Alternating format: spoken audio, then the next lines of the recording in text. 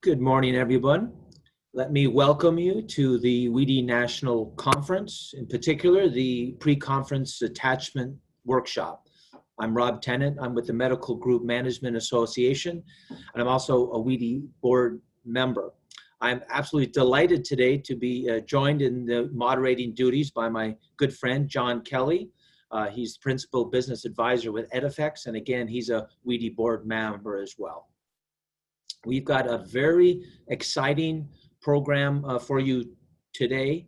We're going to kick off. John and I are going to discuss a little of the business perspective on attachments. I'll talk about it from the provider perspective. John will focus in on the payer and vendor side of the house. And then we've got some very interesting sessions ahead that you will not want to miss. At 11:30, we'll have NGS, the national, so they will be talking about the work that they're doing on attachments, very exciting. We'll take a little break and then we'll come back and we'll hear from CAQH Core. They have begun to move forward with developing operating rules in support of the attachment, not quite a standard yet, but at least the attachment transaction. We'll switch over to a commercial health plan at 1:30, and we'll learn from United Healthcare how they're moving ahead with the 275 transaction. And then we'll switch gears again and talk about fire, and we'll learn about how we'll be able to solve payer-provider clinical data exchange challenges. At 3 o'clock, we'll have closing remarks, but we'll really want to focus then on the work that WEDI is doing. So, for example, we have created an administrative automation task group, which will be very focused on how we can bring theory to the practical. We're looking at how we can find opportunities to remove some of the burdens from healthcare, to automate some of these very manual transactions. And so you'll learn more about that and also have an opportunity to provide some input. And with that, let me turn it over to my friend John to talk about next week's conference.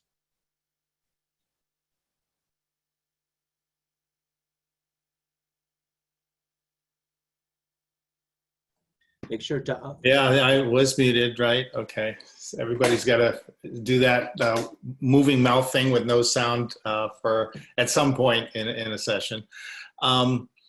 So anyway, thank you, Rob. Appreciate the introduction. Look forward to working with you today and throughout the rest of the conference. Rob gave you a little preview on today, just at a high level. We have traditionally had a fall conference, a national conference for many, many years now. With the transition, as we're all going through to virtual, we thought we'd do a little bit something different this fall, and we would love some feedback, once the month is over. But we have the formal conference next week, Tuesday, Wednesday, and Thursday, 20 through 22nd. But as many of you are already aware, we have the pre-conference workshop, which is something we've done at our on-site conferences, but also we have been running content for the month, doing what we've kind of jokingly called Inside WEDI Fest, where we've had to increase the value of your registration, and especially with the corporate registrations that we've been offering, really running almost 4 weeks of content, a little bit every week. So we encourage you, certainly, I hope you enjoy what you see today, and that you will return next week for whatever you find interesting in the 3 days, but also pay attention for the other sessions that will be continuing the following week as well. So we have provided a month of content, trying to respond to folks' needs, opening up the footprints within your organizations and making it possible that if someone just sees 1 or 2 sessions that are interesting over the course of the month, that they can join that, and the cost of the registration is shared across everybody. Next slide. Just a little bit of housekeeping. One last point. Obviously, in this virtual world, it's a challenge to just open up a mic. So we are, like many people, using the chat feature. to ask you to record your questions there over the course of the session. And then at the end, we will go through and try to get to as many questions as we can. And what we've tried to do in the past is if there are questions that don't get answered, we try to follow up after the conference with resolutions to questions that people have open.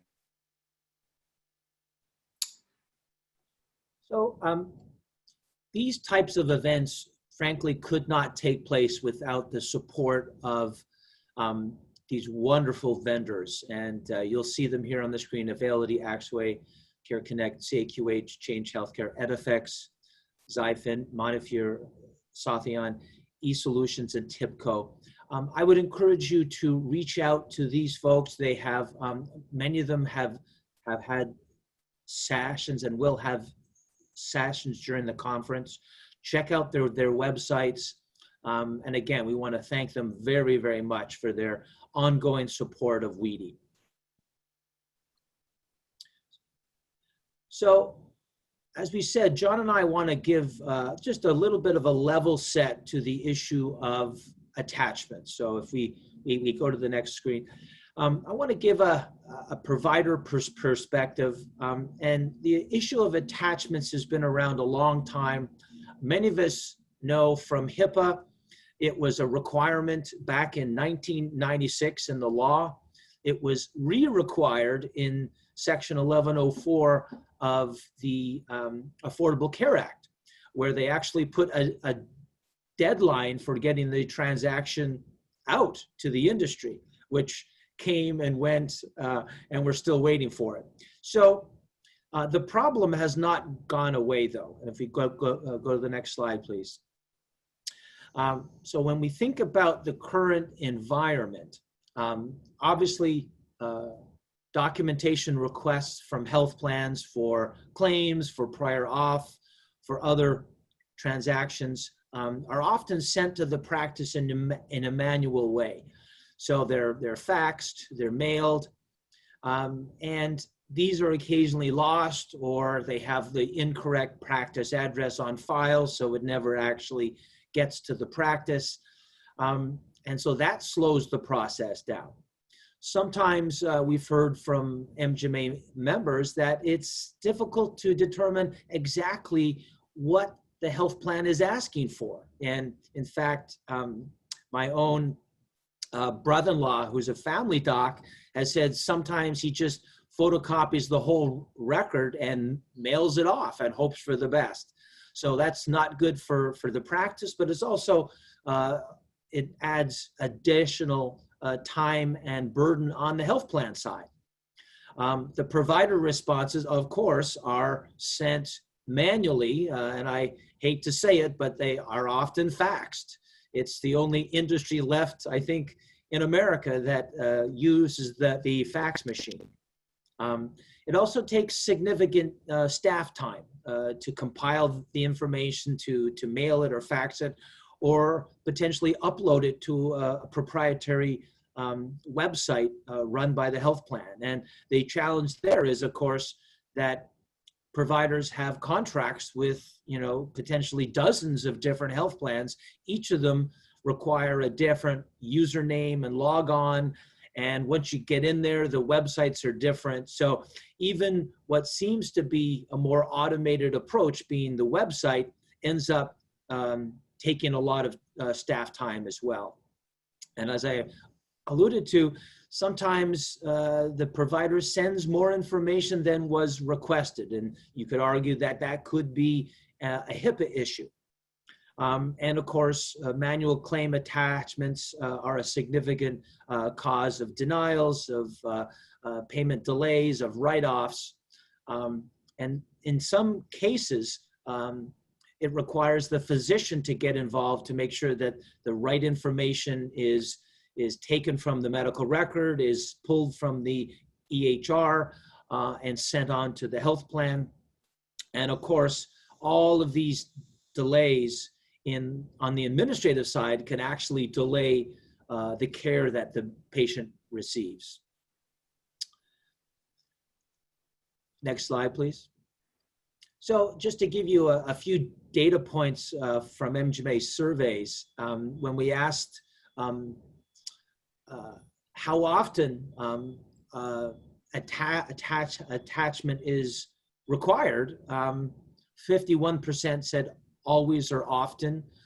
For claims, it jumps up significantly in the case of workers' comp.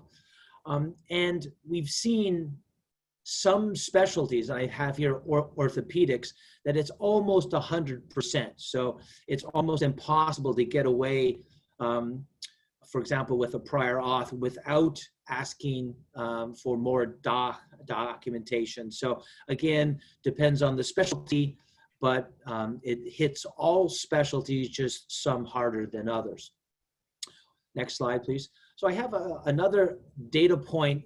We do a regulatory burden survey, and one of our recent ones included a question on the lack of electronic attachments for claims and prior auth. And you can see here, it was ranked second in the list of burdens, only slightly behind the Medicare Quality Payment Program, which you may know as MIPS or the QPP. So it's a huge burden on practices, if you go to the next slide. But, you know, hope springs eternal, and we're looking at improvements through automation. And what would that mean to practices? Well, it would virtually eliminate lost requests and responses, obviously reduce staff time, use of paper and postage costs. It would improve the predictability of the content needs. So you would know exactly what the health plan required in order to either support a claim or support a prior authorization request. That, of course, leads to a reduced number of claims pended, of claims denied, the need to appeal a claim denial, faster payment, which leads, of course, to decreased days in accounts receivable. But overall, it significantly reduces administrative burden. And I think a lot of what WEDI is trying to do is redirect the effort spent on essentially moving data, moving paper, push that time into patient care. And I think we can do that. I think that improves not only the care delivery process, but we think it will reduce costs as well. But when you automate attachments, I believe you can open the door for additional functionality.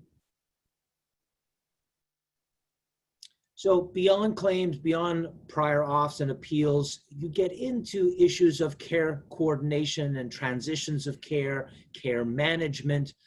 All of these, including quality reporting, all of these require data. You have to have data moving from point A to point B. And in particular, in support of alternative payment models, I put down a couple here: patient-centered medical homes and accountable care organizations, but there are many others, both through government programs, but also through commercial health plans. All of them are driven by data. The better data a practice has, so for example, if a diabetic patient ends up in the ER, to be able to know that as a primary care physician allows you to follow up with that patient, make sure they're adhering to their medications, make sure they get seen, that there's follow-up, and you keep them from going back to the ER. The nice thing is that is a win-win-win. It's better for the patient, it's helpful for the practice, and it reduces costs for the health plans. So I argue that if you can automate this process to a much greater extent than is happening today, everybody in the chain wins. And I think as you'll learn from today's program, there are some significant opportunities to automate clinical data exchange and reap some of the benefits that a lot of us expect. And with that, let me turn it over to John to talk about the payer and the vendor perspective. Thanks, Rob. Much appreciated. So first, I just want to start off and say that these are some observations I'm going to make about the industry that to some degree, conclusions that I've drawn over a lot of time working on this. I was going through some notes, getting ready for this over the last week, and saw a couple of presentation decks that I did with Sherry Wilson of Japari, and that we were presenting in concert with someone else you're going to hear from today, Marilyn Bush. And these were going back about almost 5 years. I think the industry's been struggling with this, with the issue of how best to deal with attachments, really since the beginning of HIPAA. There was, a proposal for leveraging X12 and the 275 to support claims attachments right from the start within HIPAA. I think in retrospect, you could argue that the transaction that may have had the most value and impact in terms of cost and complexity burden on the industry over the last 20 years, especially within the context of not just claims, but also prior auth, is attachments. And ironically, for whatever reason, we just haven't made it happen, right? And yet this is in the face of the fact that, Rob talked about provider burden. Well, for everywhere that there's burden on a provider, there's always some mirrored burden on the payer. Now, I'm not saying that it's equivalent. Sometimes I think the payer side is greater. Frequently, the provider side is greater, but it's always a dance, a process dance going on between payers and providers when it comes to the way healthcare, at least in the US market, is structured, right? There's a third party payer. There's a patient getting the care, there's a provider supplying the care, and then there's this third party called the payer that is writing the checks to the provider on behalf of the patient, many cases of whom the money came to the payer either through their taxes or through their employer. So this conundrum always puts the payer and the provider in this little dance about paying for the care. And over time, for all kinds of reasons, good and bad, it's gotten more complicated and more costly. But since it is a shared process, there's always burden on both sides. So unless both sides are working together to look at the process end to end and find out how it can be improved, it's not going to happen. And I think what we've largely seen is, payers come up with solutions, providers come up with solutions, or frequently vendors come up with solutions and then try to sell them to payers or providers, right? The other thing I think, if you go back to moving claims from paper to electronic, and the whole idea that there were either payers creating services, electronic services, and providing them directly to providers, or whether there were third parties like clearinghouses and other intermediary vendors. Largely, the benefit to the payer early on in kind of the movement of HIPAA and administrative simplification, if you were taking paper and turning it into electronic, there was a good amount of money on the table, so it was worth it for payers to get into this process of capitalizing technology. And if you saw with claims going from paper to electronic, there was a benefit to providers and there was a benefit to payers. And payers saved true real operating dollars in those early years, moving from snail mail to electronic. And so, paying click charges and, back in those days, as much as 75 or even sometimes $1 per claim was worth it to a payer. So this idea that payers were going to capitalize the automation in the revenue cycle management process kind of became accepted in the industry. But that has really stopped because we got to the point, finally when you started having payers creating prior auth portals and spending a significant amount of investment, billions of dollars over the course of a decade, the adoption just wasn't there. And for good reasons. The providers didn't necessarily see a whole lot of value. In many cases, a phone or a fax was just as quick as logging into a portal. So, but the flip side of that is that payers have largely stopped capitalizing these improvements. And then I think, the vendor solutions for these space, everybody acknowledges these problems of administrative burden and complexity and costs. And, when you look at what the AMA statistics around prior auth taking, per doc per week, 16 hours of administrative time spread across doctors, nurses, support staff, vendors, et cetera.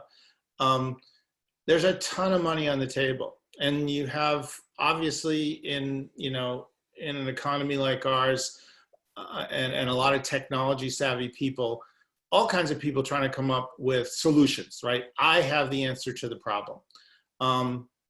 Inevitably, though, those solutions still seem to come down to portals. So you can automate a whole lot of stuff on the payer side, but you still got fingers on keyboards in the provider office. And so, maybe you chip away at the 16 hours and turn it into 14 or 13 and a half. But the providers are sitting there going, this isn't saving money for me.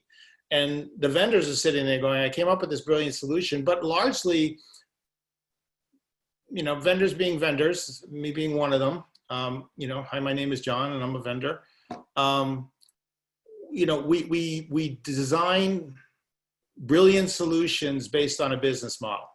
And it doesn't necessarily really understand the context of, getting back to the idea that payers and providers have to cooperate on the solution. And largely, the argument about things like prior authorization have come down to, we should do it or we shouldn't do it.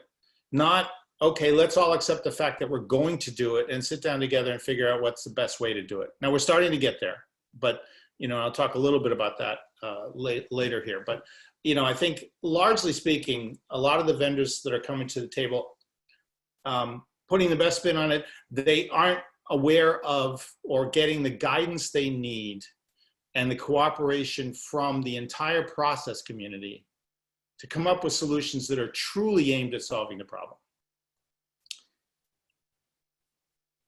And, still going there, backslide. And then, payers need tech investments in RCM at this point to be tied to gain sharing. If, for example, investment in technology on the part of the payers, whether it be through intermediaries or direct capabilities to, engage electronically directly with provider practices and their EMRs, if that investment's going to happen, it has to be tied to that conversation about payers having with providers.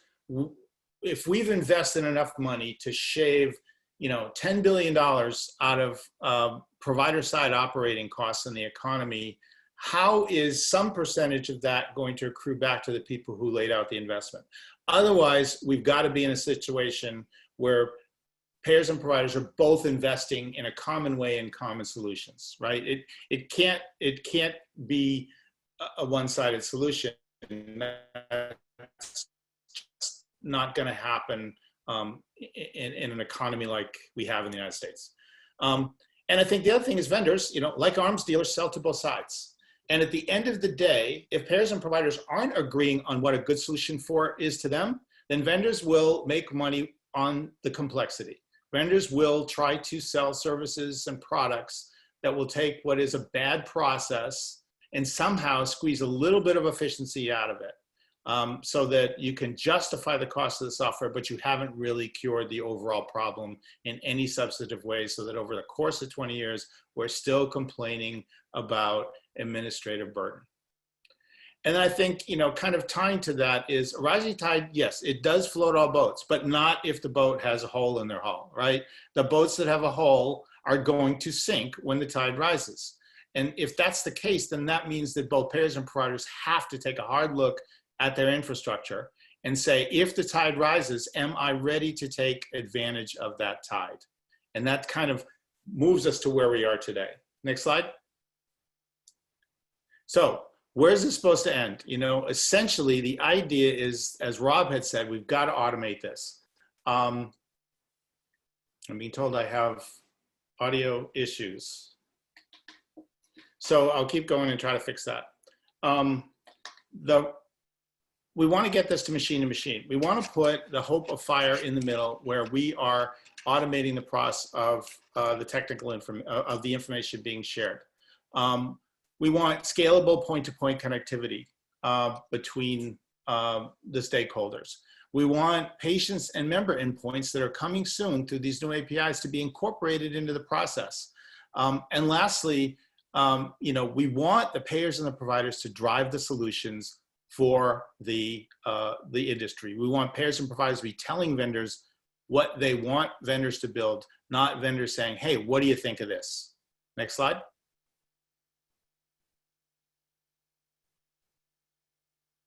So where we get to is, I think, back to where Rob had started. Recognizing finally again that NCVHS put this out there a number of years ago, that we have one process, but that same process for exchanging information, requests for additional information, serves claims status, prior auth, appeals, chart pulls, audits. Next slide. And that really gets to that automation, that little robot, that FHIR, that when you look at breaking down those multiple processes into multiple use cases, you add in what's happening today with care management programs that are being shared between payers and providers, quality management programs, and generally the idea under value-based care where payers and providers are partnering for a shared customer, the patient, and creating value for them. And then when you look at the way FHIR, and you're going to hear more about this from DaVinci later today, these are use cases, specific use cases, leveraging structured data that hopefully under the mandate will come online, where every payer and provider in the country is going to have a FHIR server at the edge of the enterprise connected to its back-end data. You have specific use cases where the mechanics are being filled up, the mechanics of the exchange are being defined for clinical data exchange from payers to providers, from providers to payers, payer data exchange from payers to providers, specific use cases about gaps in care, prior auth, coverage discovery, documentation of the rules for determining coverage, data exchange quality specifically for measures, chronic illness documentation for risk adjustment, all those chart pulls that payers are paying as much as $250 a chart in some cases to get the data from the provider. These are all use cases that are looking to be defined and automated, leveraging FHIR and structured data. So I think with that, we're coming up on the next session. I don't know, Rob, I didn't see any questions here, but I think, the idea of what we're trying to get to is we need standards. We need to get past the standards war. And, this kind of, I'm from the government and I'm here to help. We need to make that warm and fuzzy. We need to recognize that the ONC and CMS are truly trying to help, and that, we are our own worst enemy. And that if we can get the kind of rules on standards coming out of the feds that are open, that, let our flowers bloom, that recognize the investment in X12, but create the opportunity for FHIR, if we can create that kind of environment, then that's what is changed now that I think in all the time I've been working on this, I haven't before. Thank you, Michael. Yeah, I'll just add, John, great job. Please use this attachments pre-con as an opportunity to get your questions answered. Use the chat feature. We've got some very interesting stories ahead of us, but please feel free to ask questions during, and we'll certainly make sure they get answered. So with that. Well, thank you.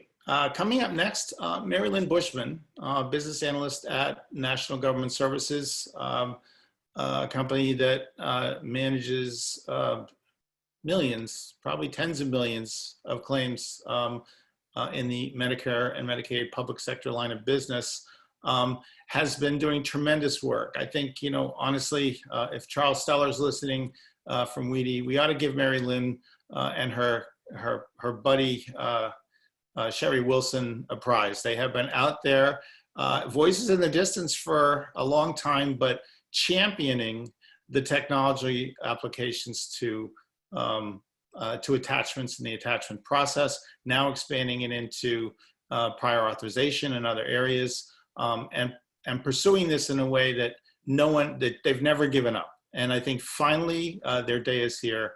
And I hope that you all understand the incredible work that Mary Lynn and a number of her colleagues have put into this over the years. And I'm really excited to hear what she's going to show us today. So Mary Lynn, thank you very much. Thank you, John. And let's see. I am going to try to share my screen.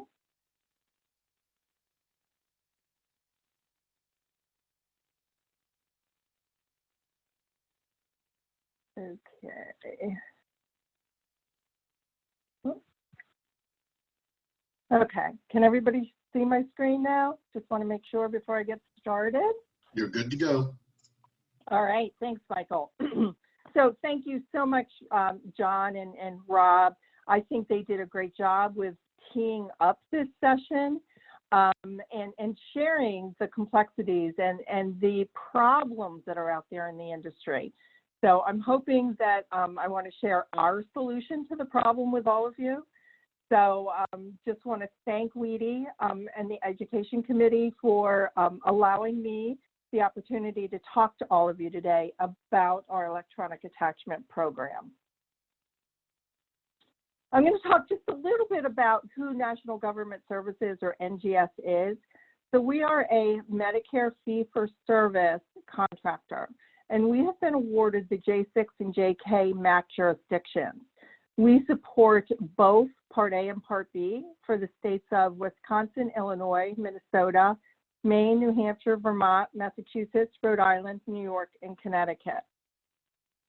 We have also been awarded the Home Health and Hospice contract for 24 states and territories that are listed on the slide. I'm not going to read through all of those states and territories, but as you can see, we have a pretty big chunk of the Medicare business.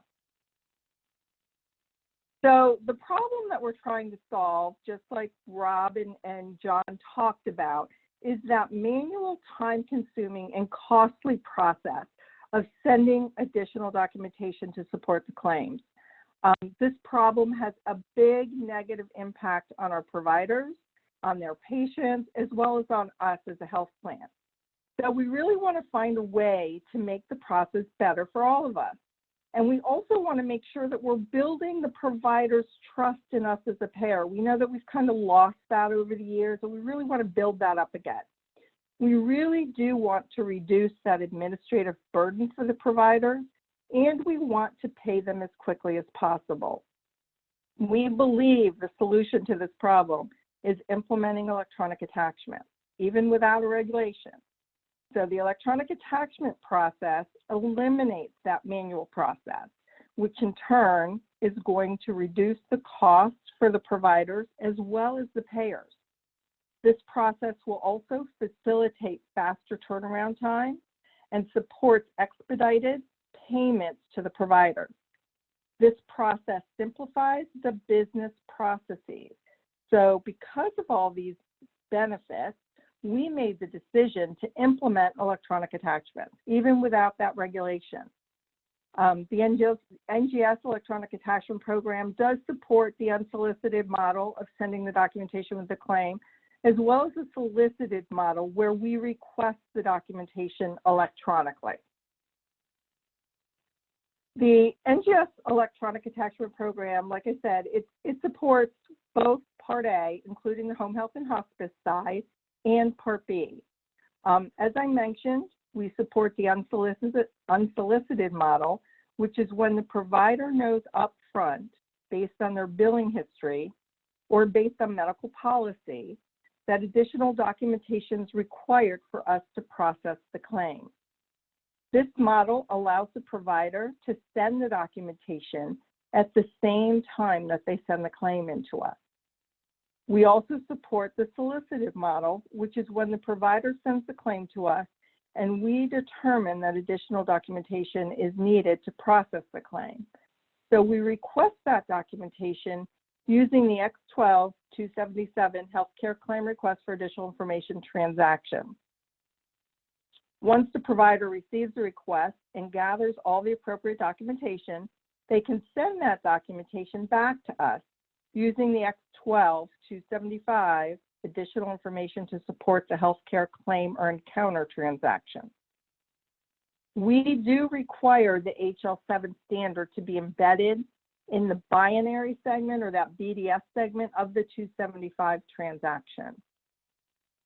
We support low-tech or the unstructured documents such as a PDF file or a TXT file, and we support high-tech or the structured document, which is discrete data elements included in a structured template.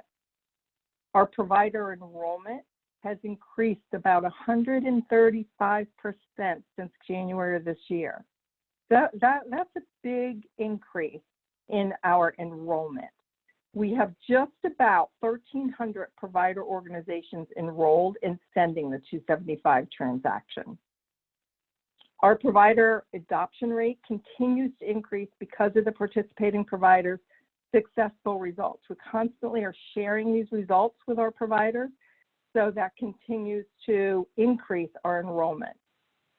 Also, based on the success of the program, we continue to implement enhancements that you're going to hear more about today.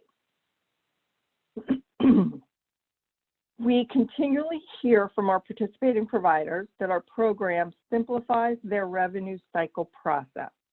It reduces their medical review denials and appeals and reduces the claim status calls to NGS. So as you can see, our electronic attachment program is reducing the administrative burden for our providers, and they're reporting increased inefficiency. And many of our providers have been able to leverage their existing technology vendors with little or no impact to their workflow. That's exactly what the providers want to hear, right? So I'm really excited also to announce that we've recently implemented electronic appeal requests using the 275 transaction. If you've already enrolled with NGS to send that 275 transaction, no additional enrollment is necessary. As part of our enhancements, we will also be implementing the process to send appeal decision letters back to the providers electronically in the near future.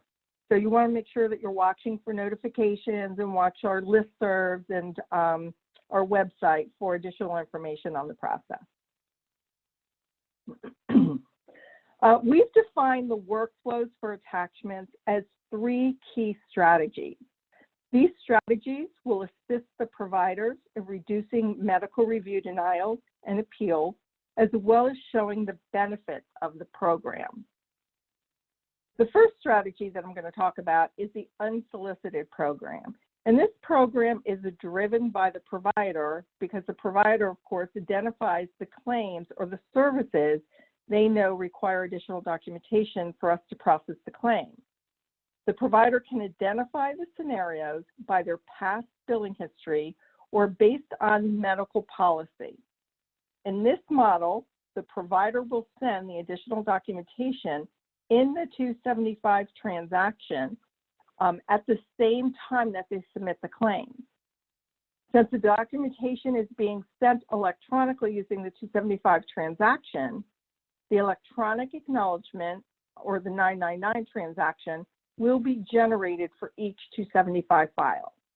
This acknowledgement is going to let the provider know when the attachment file was received and if the file was accepted or rejected, just from a technical perspective. So basically, that 999 acknowledgement serves as an audit trail for the provider. As I'm sure you all know, you don't receive any acknowledgments from us when you send the documentation through the mail. So with the paper process, you have no idea if or when we even receive that documentation.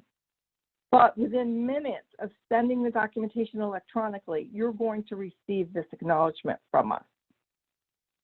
Of course, the electronic process will eliminate the fax and the mail processes. And since you're sending the documentation at the same time you're sending the claim, it's going to facilitate faster payments to the providers and will help keep the claim payment right around that 14-day prompt pay window. Providers may also leverage their existing vendor technology to generate that 275 transaction. Participating providers are reporting some really great ROI, such as up to an 80% reduction in medical review denials and appeals. That's really big. So let me say that again, up to an 80% reduction in medical review and denials. What a savings for those providers, right? And they're also reporting being paid much sooner, where they're receiving their payments in about 17 days versus 35 or more days. Some providers are even reporting being paid up to 30 days sooner than that manual process. So again, really big savings in ROI for the providers. The second strategy is the solicited process. And this is driven by us as the payer. So this strategy comes into play when the provider sends a claim to us without the necessary documentation. As we process that claim, we determine that additional documentation is required for us to complete that processing. In this situation, we request the additional documentation using the X12-277 request for additional information transaction, and the provider would send the requested documentation to us using that 275 transaction. Again, as in strategy 1, the electronic process eliminates the fax and mail processes, and the 999 acknowledgement would be generated for that 275 transaction and serve as the audit trail for the providers. The providers may also leverage their existing vendor technology for this strategy as well. We expect the ROI for the solicited model to be very similar to the ROI for the unsolicited model. One advantage to note is the request for the additional documentation is generated the same day that paper letter is generated. However, since the provider is receiving the request electronically, there's no waiting several days or up to a couple of weeks to actually receive that letter in the mail. With the electronic process, the 277 transaction is available the same day the letter is generated. So as you can see, this is going to save the provider several days, and in turn, the provider is going to receive the payments much faster. Now, to measure this strategy, it's really important for the providers to evaluate the reason they received this request for the additional documentation, and if this could be identified up front when they're submitting the claim. If they can identify that up front and send the documentation with the claim, it's going to allow the provider to be paid so much sooner rather than waiting for the request, then sending the documentation. So really important that these requests are evaluated to see where that failure point may be. The third strategy is the appeal request. And of course, that's also driven by the provider. I think we all know what happens if additional documentation is needed to support the claim and we don't receive that documentation. The claim may be denied, which will require the provider to request an appeal. I think you'd all agree with me that the appeal process can be very lengthy and costly for both the provider as well as us as the payer. So the goal should be to try and avoid or reduce the appeal process when we can. So how can we do that? How can we avoid or reduce the number of appeal requests? Well, again, really important for the provider to evaluate these scenarios causing you to request the appeal. You want to determine if you could identify these situations up front and send the documentation with the claim, or if the documentation was requested but you did not respond in the specified time frame. Where was that failure point and how can you correct it? If you can do this, it's really going to help you reduce the number of appeals you need to request. We understand that there may be situations where you still need to request an appeal. So we've enhanced our program and we now support electronic appeal requests using that 275 transaction.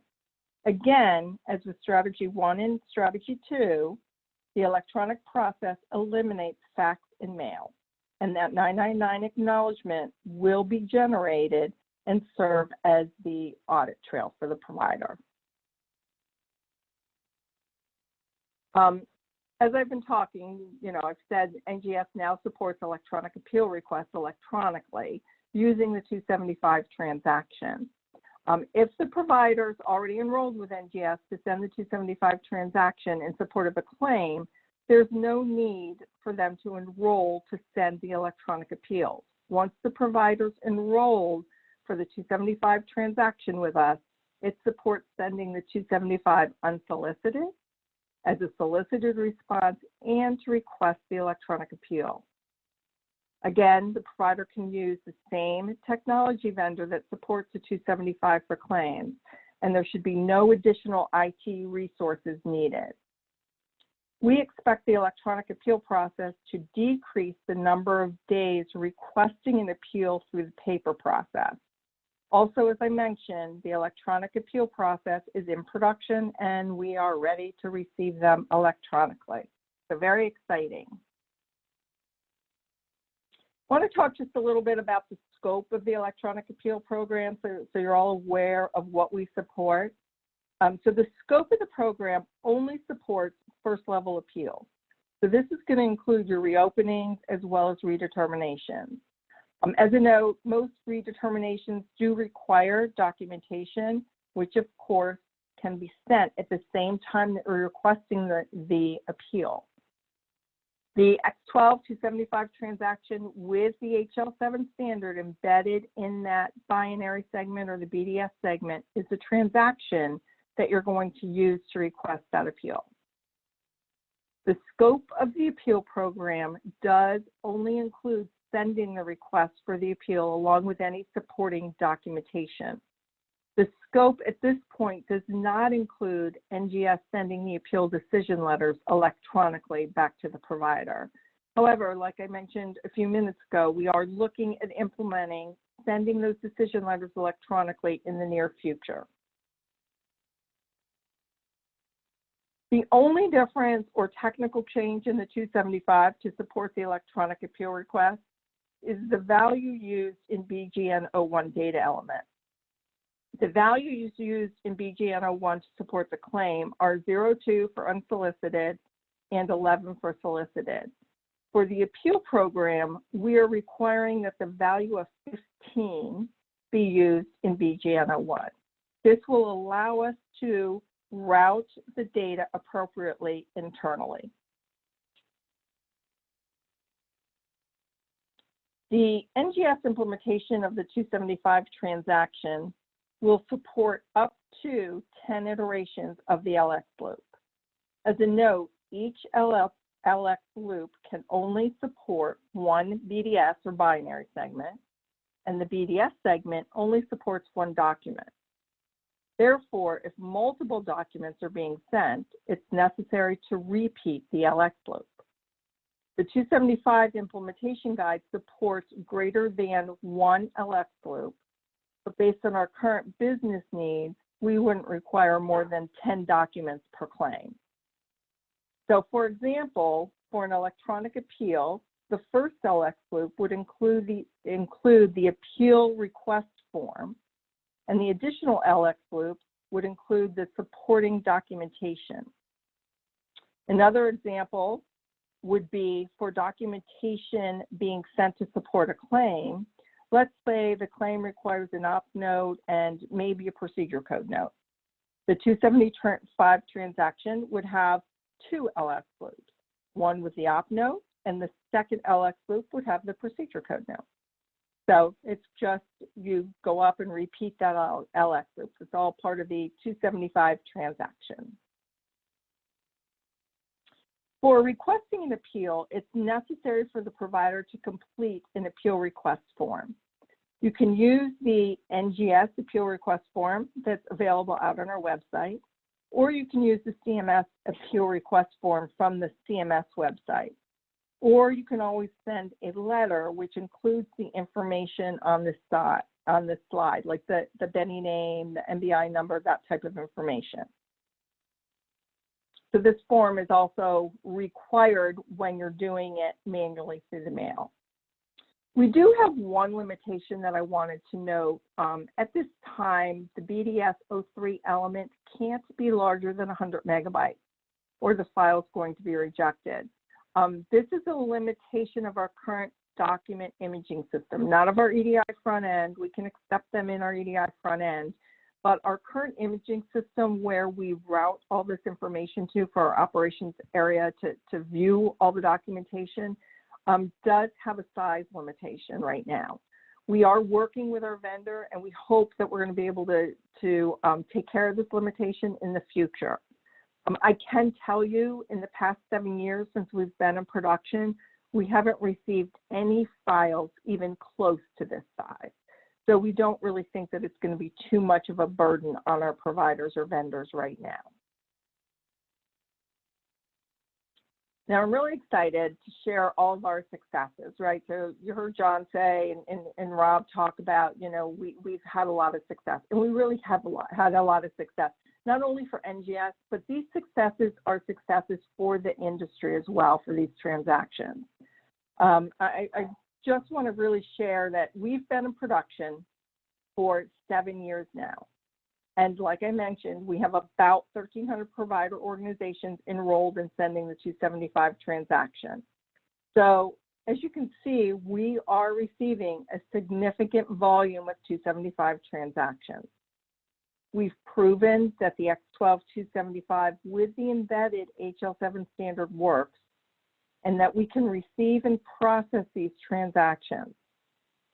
We've proven that we can receive and process unstructured documents as well as structured documents. We're receiving structured documents every day.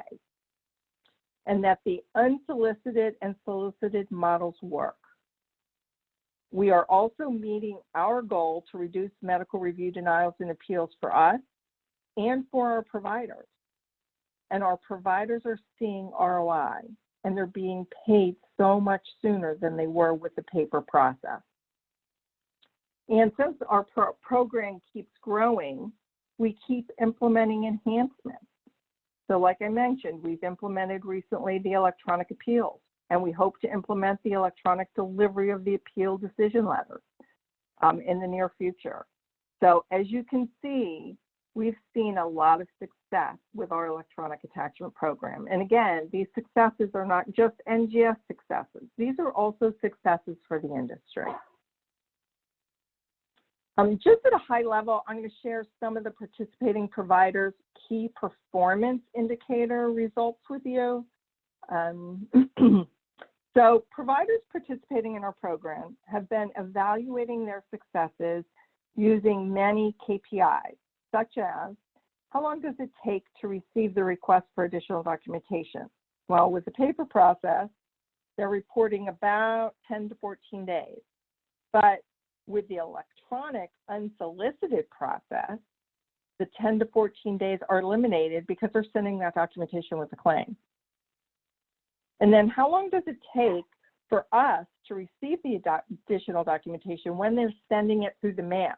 Well, with the paper process, it can take 7 to 10 days, sometimes even longer. But when sending the documentation electronically, it's received the same day. So just between these two measures, our providers are saving up to 24 days, some even more than 24 days. So what is savings for the providers, right?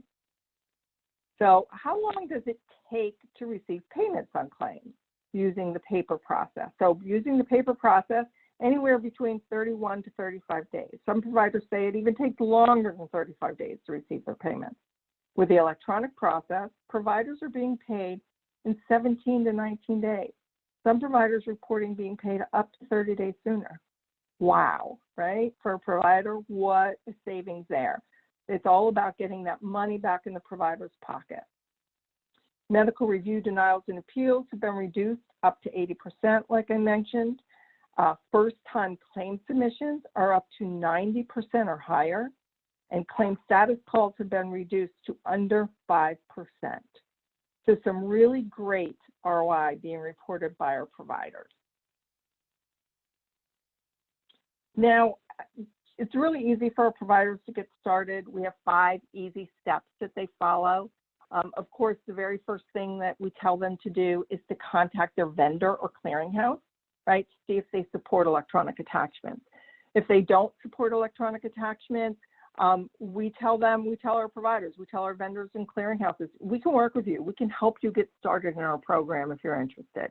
You know, we work with them with testing, with getting any kind of technical information they need. We help them get started in the program.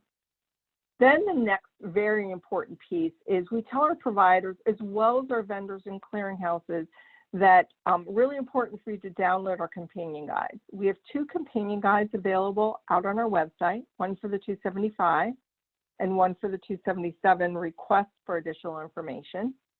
And there's a lot of important information in there. There's technical information in there for the vendors and clearinghouses, as well as business information in there for the providers. So really important to download those companion guides, read through them.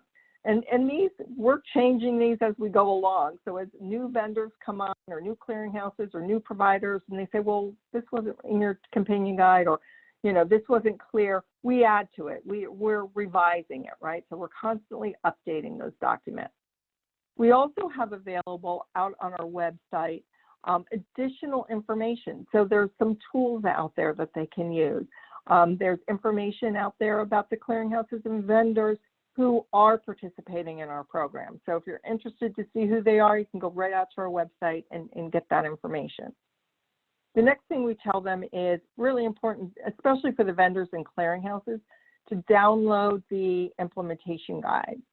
Not so much, these are the technical guides that are needed for the development, so it's more from a vendor and clearinghouse perspective. Of course, they want to download the X12 275 and the 277 request for additional information guide. We only support version 6020. That's the version we've implemented. So those are the version of the tier 3s that they want to download. And we've implemented the HL7 consolidated CDA release 2.1. So we tell them they want to make sure that they download that guide as well as the HL7 attachment implementation guide. And these guides, of course, are available out on the WPC or the HL7 website. Then the next thing the provider has to do is just enroll with us. Really easy. We've added these electronic attachment transaction to our enrollment forms online on our website. So it's pretty easy for the providers to enroll. And of course, if they have any questions, they can contact the help desk with any questions. I think with that, yeah, so I can open it up for questions now if anybody has any questions for me.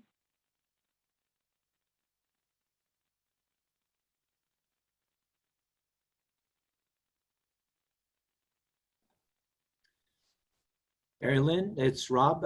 Did an excellent job as always. We appreciate the information. There's been some questions that have come in. One question is, what about the value of the TRN 01 for appeals? Is there a different value for this segment as well as in addition to the BGN 02? Yes, so for appeals, they want to put the claim control number is what goes in the TRN. Again, all that information is in our companion guide. So okay. That's just the value that goes in that TRN. But again, like I said, that information is in our companion guide. Gotcha. Question from Janice. Are you now or are you planning on to support documents using FHIR data structures? Great question. Great question. We are looking at that. Yes, definitely looking at that. We're hoping in the next few months, several months, to implement a proof of concept using FHIR APIs. So we've been working with one of our stakeholders at trying to implement a proof of concept. So I might be reaching out to some FHIR technical people to help me out with that. Excellent. That's great news. And I suspect we'll be inviting you back to WEDI to talk about your experience with that as well. Perfect. What codes are you using to bring each new provider up and running on the 275, obviously to scale? What codes? I'm not sure I understand the question. Okay, I don't know if Sonia, if you wanted to elaborate on your question. I'm not sure what you mean by code.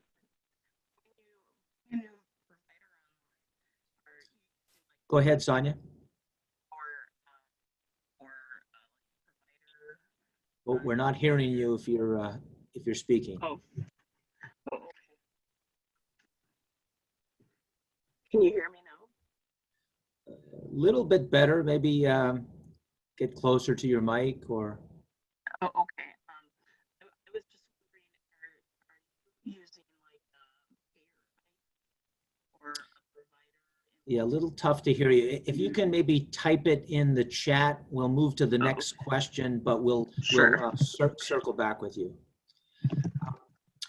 Since the version for the 277, 278 loop is 5010, are you seeing any issues with going to the 6020 version for the 275? Oh, absolutely not. We've had no problems at all with implementing the 6020 version, even though all of our other transactions are the 5010 version. No problems at all. Great to hear. Of the 1,300 providers using your 275 solution, what percentage of your full sort of roster of providers does the 1,300 represent? Is it 5% or 50%? I don't have that percentage off the top of my head. It is a smaller percentage, of course. I can tell you that about 11% of our medical documentation is received electronically using the 275. Okay. So out of the 100%, about 11%. So that's pretty good. It keeps growing. Every month it gets larger and larger. And of the 11%, you mentioned you're accepting both structured and unstructured. What I wouldn't hold you to it, but approximately what percentage are coming in structured? It's a lower percentage. I would say maybe 25% comes in structured and the rest is unstructured. And as a payer, do you see an advantage, a savings for you when they come in structured versus unstructured? At this point, no, because even though it's coming in structured, it's still, we are presenting it to our operational area basically as a human readable document. So we're not processing it in our system as structured. We do have it on our roadmap to start to look at that on ways that we can process that structured documentation, because of course that's going to bring more efficiencies to our processing as well and pay the providers even sooner, hopefully. Gotcha. And Sonia was kind enough to provide a little more context. She's asking, are you using a payer ID or provider NPI code or another code to add each additional provider on the 275? I gotcha. So it's the MPI number. That's why we need them to enroll. Plus it's a CMS requirement that providers for Medicare fee-for-service that they enroll for each transaction. And as they enroll, we set up their NPI number in our trading partner management system in our EDI front end so that we can do validation when that 275 transaction comes in the door to us. Gotcha. And a question back to solicited versus unsolicited. How are the 275s coming in for appeals? The appeals would be coming in unsolicited. So when the provider decides they want to request an appeal based on a payment or non-payment from us, they would send that 275 into us with the documentation requesting that appeal. Gotcha. And we've got a question, is there a standard response that industry is leaning towards for the 275? Some payers are planning on using the 824 while others are only sending back the 999. She's asking what the WEDI recommendation is on this. I don't know if WEDI has one yet. What are your thoughts, Mary Lynn? You're right. I don't think, I mean, I'm one of the co-chairs of the attachment sub-work group, and we haven't come up with any kind of recommendation. I think we will be recommending the 824 transaction be used as well, simply because that 824 transaction has the ability to acknowledge the HL7 standard. So like you heard me mention, I mean, right now we've only implemented the 999 transaction, and so we can't take it into the HL7 validation, except if we can't process it, right? So if HL7 is really bad, if their formatting is really bad and we couldn't process it, we would just reject the whole thing. But with the 824, it allows you to do more detailed acknowledging of that HL7 data in the BDS segment. So I would say we would be recommending that. And I know from an X12 perspective, I've even been working a little bit with that work group, and they're working on adding more codes to the error code list for the 824, as well as for the 7030 version, and going forward with 8010. They're adding clarifying information in the implementation guide, so it'll make it easier to implement it for attachment. Excellent. As a reminder, we have a few minutes left. Take advantage of your access to Mary Lynn to ask a question. While we're waiting for others to come in, I've got one. You've obviously demonstrated significant value to NGS, not just with your sort of customer relations, but you're able to show some value internally.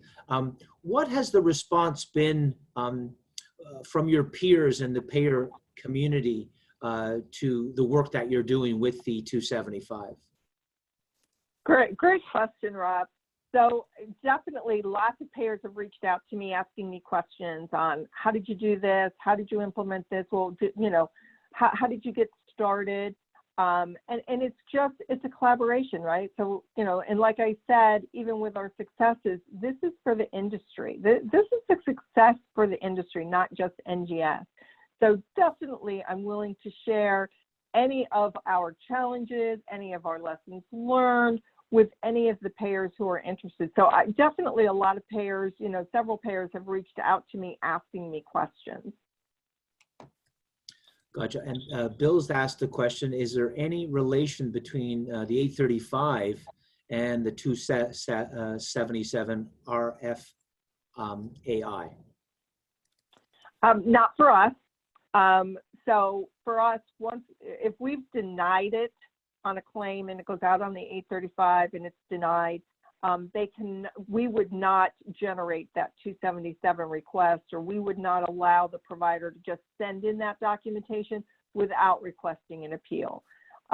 So our process is that, if it's denied on that 835, then it has to hit that the appeal process.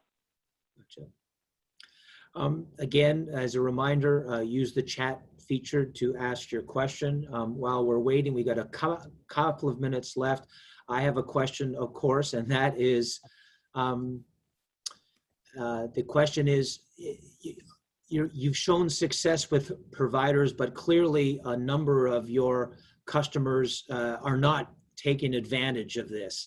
Do you have any sense of why those providers won't or can't move forward with the 275? Is it a technology issue, a cost issue, an education issue?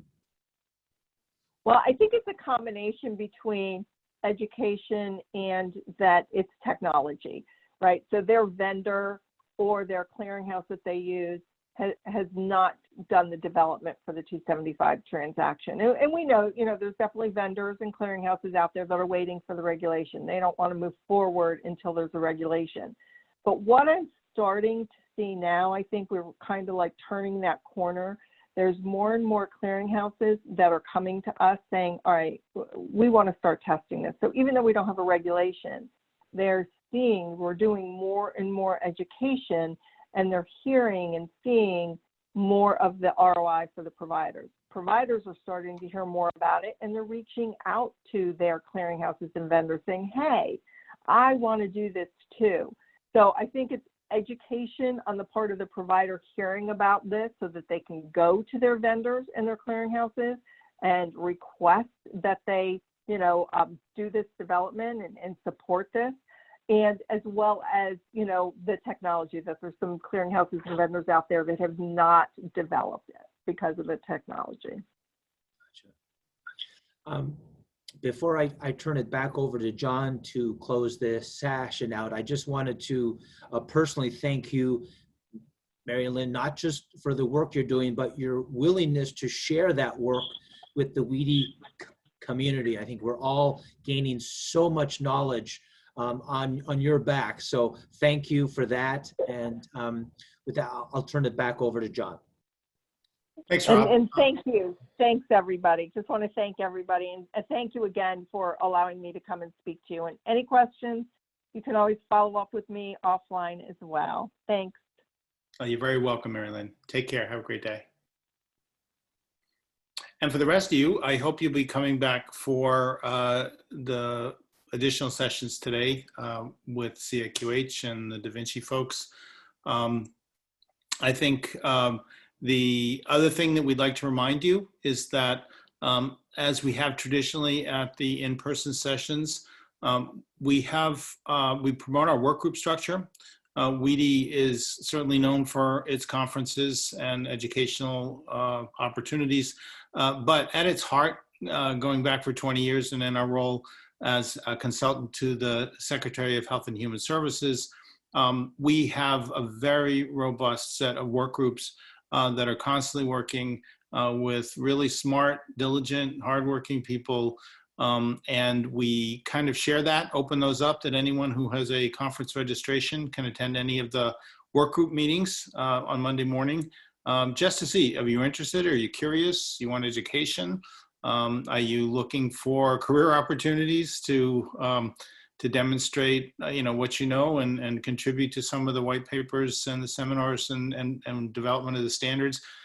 Anyway, they're wide open. Take a look at the schedule to see if there's any that interest you, and feel free to join and learn more. And with that, I think we'll turn it over to the break, and we hope you'll be back shortly.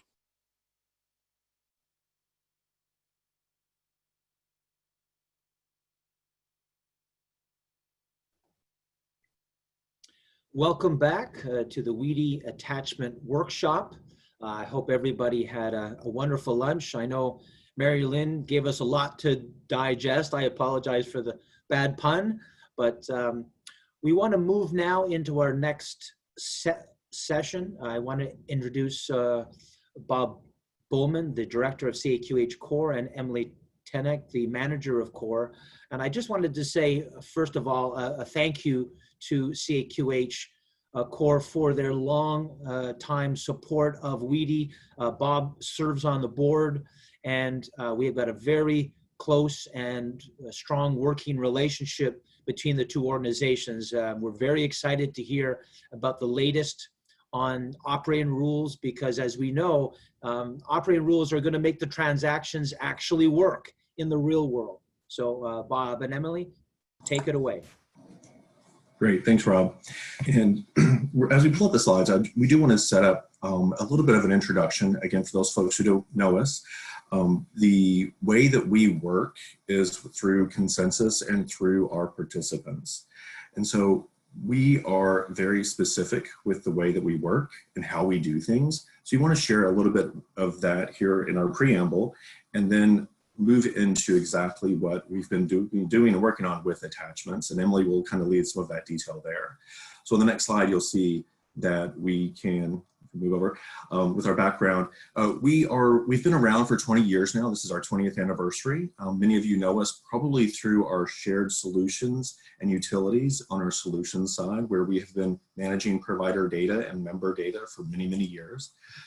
You may hopefully have had a chance to listen to our session earlier this week related to COB, right? It's another product that we have in the market that, again, is that shared utility, brings all the data together from a number of sources, mostly health plans, as they look for ways to reduce administrative cost, administrative burden, because there is not a lot of market strategy around how to ensure COB data is correct and accurate. So the industry really comes to CAQH to look for ways to build a model around, again, shared utilities, collaboration and research with our explorations. Many of you, again, are aware of our index. I do want to take this time to thank those folks who have submitted data for our index. We are, again, preparing for the publication of our 2020 index. So that data is really, really helpful, as Rob mentioned, in ensuring that the industry moves away from manual processes to an electronic process to, again, reduce that administrative burden. Our focus today, again, is CAQH Core. And on the next slide, you'll see that Core is a mission and vision-driven organization. Our mission is to work with our core participants to help support standards where they exist within our industry. Again, accelerating interoperability, aligning administrative and clinical activities, working with the industry to facilitate discussion and consensus building.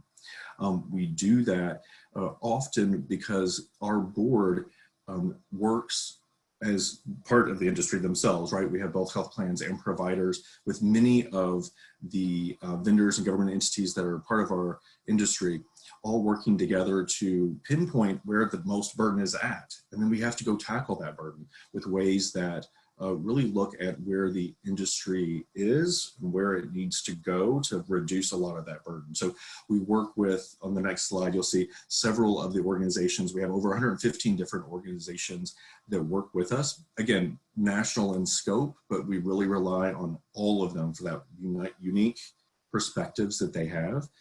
Everyone from those large national plans to small vendors to large vendors to clearinghouses, that perception and perspective that they have is very unique.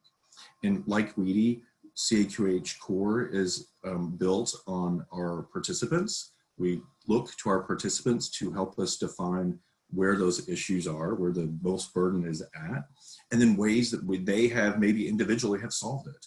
We can build off of their work, standing on the shoulder of giants, to use another bad pun, but these are those giants within the industry.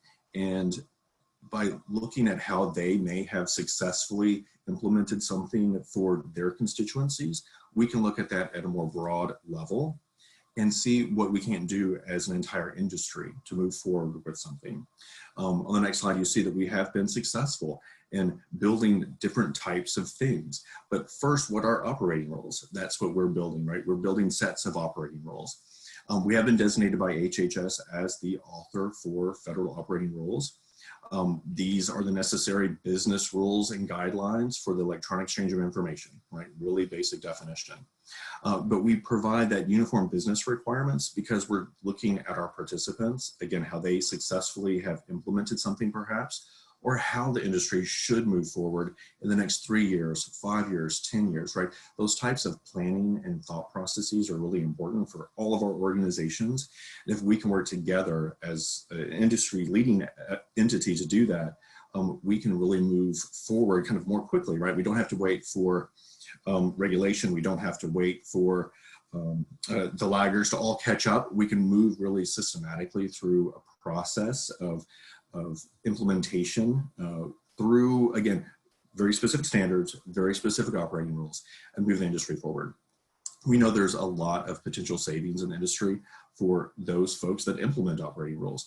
Through our own studies and through studies from the federal government, from CMS, we know that there are billions of dollars to potentially be saved if people get away from the paper, the phone, and the fax. If we go to the next slide, you'll see that we have been successful in developing various sets of operating rules for very specific business processes related to the revenue cycle, right? So we have rule sets for eligibility and claim status and payment and remittance advice. We've built very specific infrastructure rules for each one of these transactions, for each one of these standards. And so they are unique to themselves because some of these transactions may be real-time or a badge, or they're conducted from a provider to a plan or from a plan to a provider. So those nuances are very important for those types of requirements. So again, looking at our participants and how they have done it and how we should be doing it collectively is really important. We've also set up and developed operating rules for connectivity. it's a general term here, but more specifically, if you get into the nuts and bolts of the rules, it's connectivity, security, authentication. It's all these very specific details that ensures the data can flow from point A to B securely, safely, and ensure that everyone can connect, because we do have very specific rules around a safe harbor. So any entity can plug and play, again, the old 1990s terms still around for us old folks, where you can actually use any software vendor, any clearinghouse can connect one provider to any health plan to exchange data. More importantly, we also have very specific data content rules for some of the transactions to date. Again, we're building these out as well over the course of time. So we have very specific data content for eligibility, for the remittance advice for the 835, as well as for the prior authorization or the 278 transaction. Again, these specific data content requirements allows generally providers to be ensured that they're getting the data that they need to ensure that that business process is the most successful it can be. And oftentimes this relates directly to the patient or to the member. The provider knows exactly what the copay is to collect, or what the co-insurance is, or what the deductible is. They know exactly how to, this particular CARC code and this RARC code combined together, so they know not to bill the patient the remaining balances. Or for the prior authorization, the 278 transaction, they know exactly what data is required of them, the provider, to ensure that the pen on the 278 can be resolved, right? The specific data or the attachment, getting more specifically for today's presentation, it can be shared back to the health plan to remove that pen. So that kind of data content is also very important for the conduct of the transactions to make it smoother, easier to flow from point A to B, from a provider to a plan, or from a plan to a provider. If we go to the next slide, you can see also that we have very specific processes that we use as we build the rules. We identify very specific opportunities. Our board helps us prioritize those, as well as our participants. We have environmental scans. We'll hear more about the one that we did specifically for attachments in just a few minutes, but that is a really robust process that we use. We have industry surveys, as many of the folks on this call do. We really need feedback from the industry. So we, as well as WEDI, as well as MGMA and AMA and many of the other organizations, we survey the industry. We have to do this. We have to know exactly where those sticky points are. Where's it kludgy at? Where's the problems? Where's the provider having that abrasion? If we understand that, it really helps us develop solutions, right? We use advisory groups, and we'll hear more about our attachments advisory group again in just a minute. But these groups help us really define where those opportunity areas are. Where do we, as CAQH core staff, as well as the industry, need to do more research? Do we go to WEDI and see what WEDI has done? Yes, we do, because WEDI has a great way of educating the industry, pulling information together, writing white papers. So again, standing on the giant here at WEDI, that's one of our ways of getting data about the industry, as well as many others. Again, you'll hear about those later, but it's one way that we do that. We develop rule writing groups. There's different levels of those groups. We'll get into all that detail, but they develop the specific requirements. And those groups form very specifically for very specific reasons to go tackle those problems.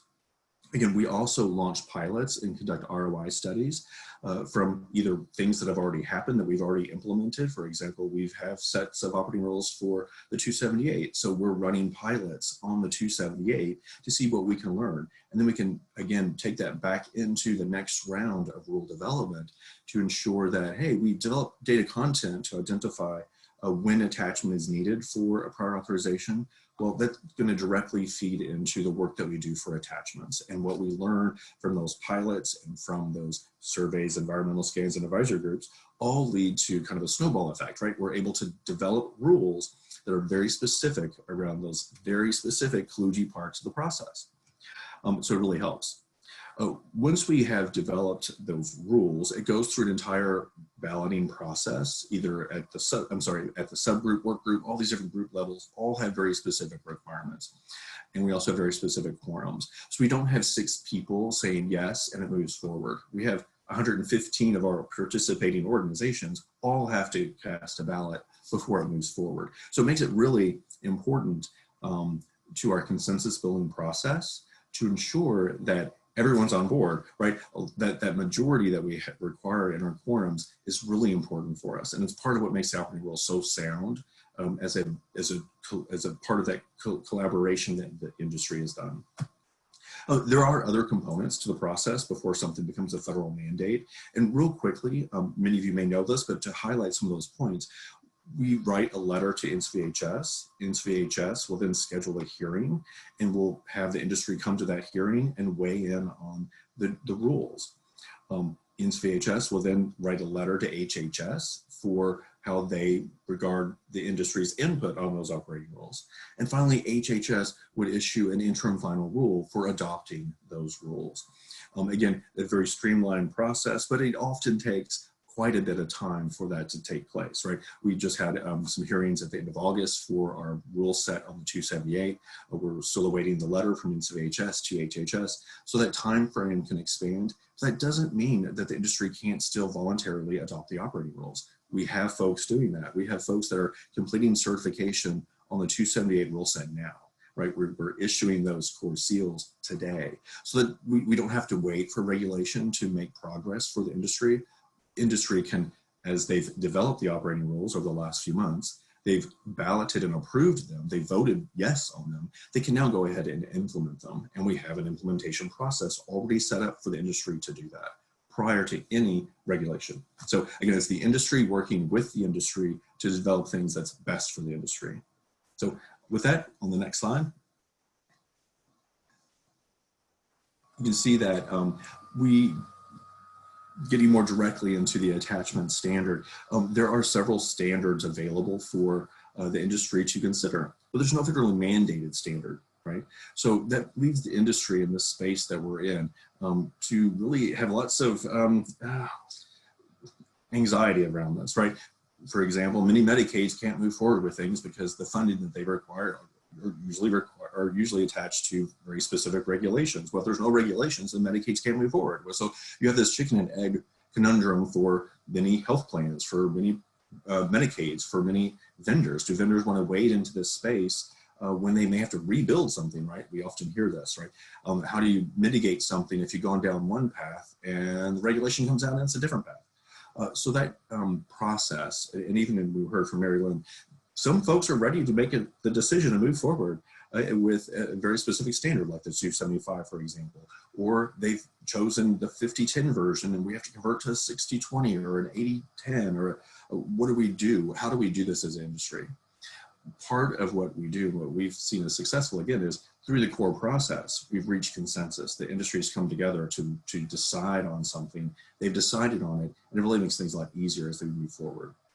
So again, related to this specifically, adopting operating rules through federal mandate is great, right? We have a pathway, but it's not required for the industry to move forward because, again, building through consensus really helps drive the needle towards something that we know is going to be successful, because a vast majority of the industry has agreed to do that in a very specific way. If we move on to the next slide, I'll hand the call over to my colleague, Emily, to kind of get into some of the detail related to our work on the attachments. Emily? Great. Thanks very much, Bob. So just as Bob mentioned, we'll get into the core attachments initiative now. But before I begin, I do want to start off by just thanking so many of you here for being part of that initiative over the past several years. So I'd like to start off by talking a bit about where the attachments process is today, which is to say it's often very manual, as you know. So we've heard in earlier sessions today, it reflects a significant burden for both the health plans and the providers. And as Bob touched on, there are many ways of conducting the transactions that are related to attachments and a variety of attachment standards that are available, which you can see here. So without a mandate, it's really been one of the last things that the industry has been wanting to tackle. And as a result, lack of uniform approach in supporting clinical documentation requests by health plans. So now in July of this year, CORE did launch the attachment subgroup. We'll be sharing the details of that group which has really begun the work addressing the prior authorization use case, and will begin on the claims use case in early 2021. But as you'll see throughout these slides, there's been a really strong foundation of work established for this subgroup over the past many years. So before we jump in, I'd like to provide a few more details of that process that Bob went through a bit, and just kind of provide a brief overview of the core rule development process, which, as mentioned, typically begins with that opportunity identification. So this typically takes place via environmental scans and convening of those smaller advisory groups. And then these advisory groups research the opportunities for the potential rules prior to a subgroup launching to draft the rule requirements. So as an example, the attachments advisory group was formed, and that really laid the foundation for a lot of the work that the attachment subgroup is currently considering and refining. So next, the process transitions to that subgroup level. And at this level, the attachment subgroup is engaged in a series of feedback forms, straw polls, to again develop and refine those draft requirements. Then it's passed to a review work group, which really reviews the draft rule that the subgroup developed, and it's really to conduct additional due diligence on the rules before it's opened up to that official vote by the core participating organizations. And at that final core vote stage, as Bob mentioned, we do require that 60% quorum of all the full core voting members. So those participants that create, transmit, or use transactions. So they'll vote on the proposed rules at this stage, and really we need 2/3 approval at that stage. So following this, and assuming the rules pass, the core board votes for the final approval. So again, this is just the general process. You see it's a really robust process in order to get these attachments requirements through the advisory group, and then the subgroup and review work group.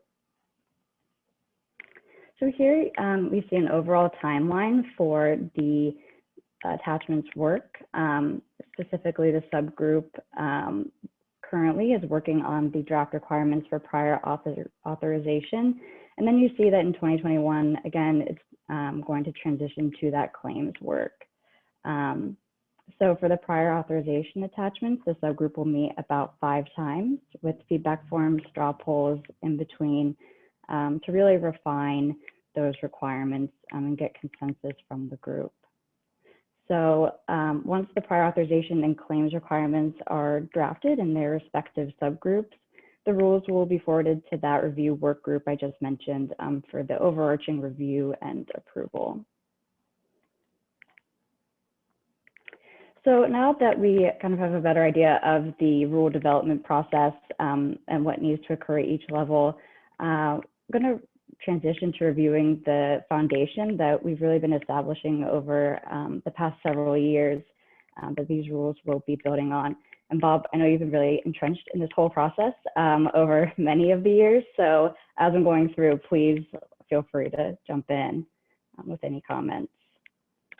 So as we see here, CORE has been engaged in the industry since 2012, working on attachments, which with over 250 organizations to identify opportunity areas via the operating rule development process to really ensure that we can address many of these more significant issues that have been mentioned throughout the day relating to attachments.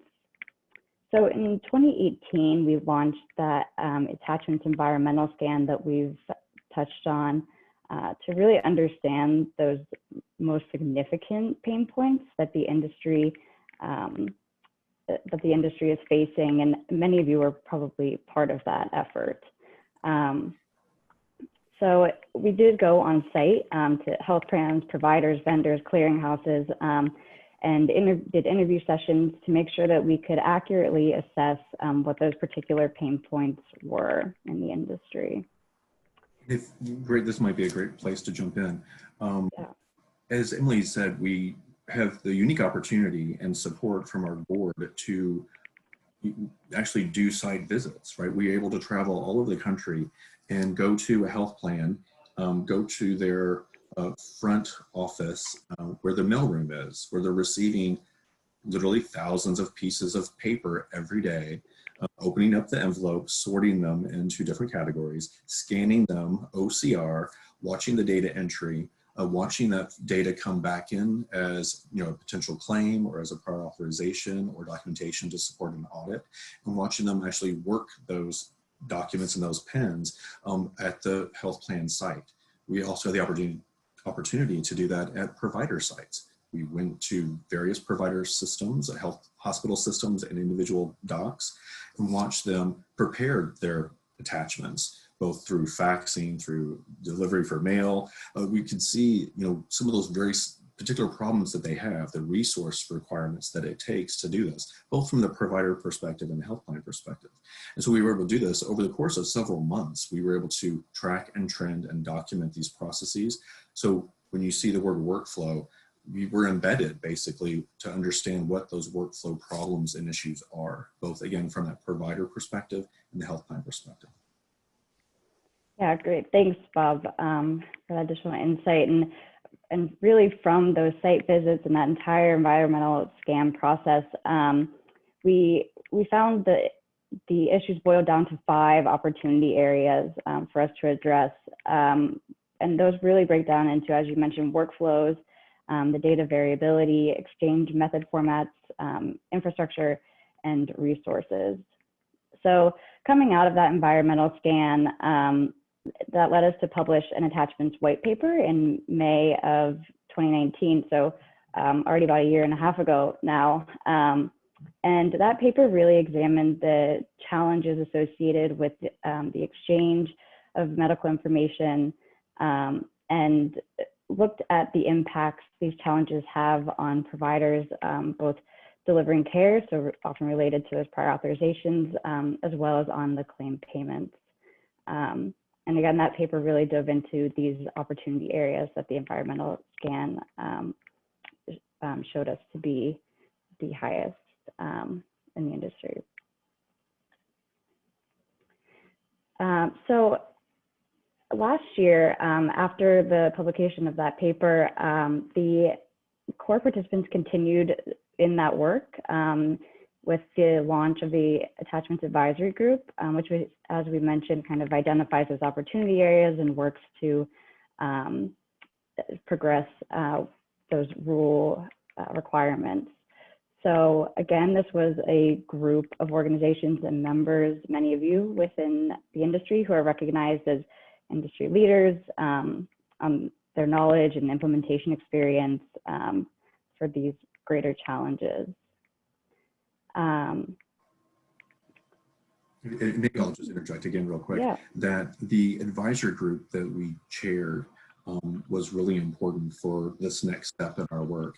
And as Emily mentioned, many of these organizations and individuals are industry recognized leaders, and they also have that perspective that is really required if we're going to draft operating rules for something as complex as attachments, and that they often understand very specific industry needs. So we ensured that we had someone that represented dental or someone that represented labs and pharmacy, because those are all also included in this world of attachments that we live in. So their unique perspectives and that diversity of perspective was really important for us in this particular step of our process. Yeah, good point, Bob. And we really met with this group over the course of several weeks to get that perspective from them, those diverse perspectives, as we discussed those kind of key pain points related to attachments. So the group accomplished quite a bit in those few weeks. They created an attachment-specific evaluation criteria to assess these 5 opportunity areas that the environmental scan outlined, and they came up with over 20 draft opportunity areas to address the pain points, and then modified that list down to 15. We'll take a look at those coming up. So really all of this to say that a significant amount of pre-work went into the launch of this attachment subgroup in July that we're now currently underway with. So everything from identifying the opportunity areas, prioritizing the opportunity areas, and now we're really looking to that subgroup to continue with that effort. So here we get a look at the opportunity areas that were ranked by the advisory group. Those areas they ranked as high priority included exchange formats, workflows, and connectivity and security. Infrastructure, industry, education, reassociation, and structured data were ranked in the middle. And then resources and data quality were on the lower end of the priorities. And Bob, I'd actually like to pass it to you to provide any thoughts about the rankings that came in and any key discussions that that group had. Yeah, definitely. I think that the advisory group did the lion's share of this work, right, in identifying areas where the industry is really kind of coalescing around, right, that consensus approach that we take. The industry had already started that process, right? Using the 275, we saw, folks have implemented the 275, right, without regulation. We saw Marilyn Bushman's presentation just earlier prior to this. Many other entities have adopted this standard to conduct attachments. So it was not surprising to see it rise to the top as in our process for us to consider for additional operating roles. We also see HL7 fire, right? Very important technology that is impacting our industry, right? We've seen this in other industries. If something catches on fire, another bad pun, then it really can be impactful for the way that we allocate resources. So even we at CAQH Core, right, we don't develop standards, but we look at who is developing standards that could have a significant impact on implementations, on the way that we may move forward as an industry. So for this, for looking at a standard, an organization, both of these organizations have been around for a long time, developing standards for a long time. Yeah, that makes sense that we would have to look at both of these particular standards for us to write operating rules around. Thanks, Bob. So moving along, we did have the advisory group, after identifying these opportunity areas, kind of go a layer deeper and provide their support of potential rule requirements within the opportunity areas. So you can see quite a bit of feedback, discussion, collaboration to kind of get to this point in that group. And again, setting that strong base for the subgroup. So after all the feedback forms, straw polls, calls, the group really came away with 4 buckets of recommendations, which are summarized here.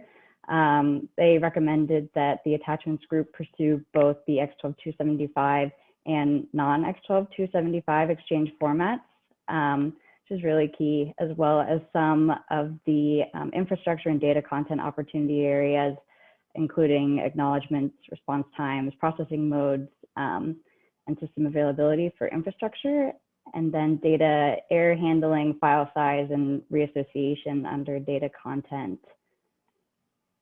So they also recommend to continue education collaboration within the industry. And then given that several of the opportunities aligned with existing core work, also recommended aligning with core connectivity work group for those connectivity and security requirements and the VBP initiative on the quality measure reporting. So finally, they included additional topics for future research.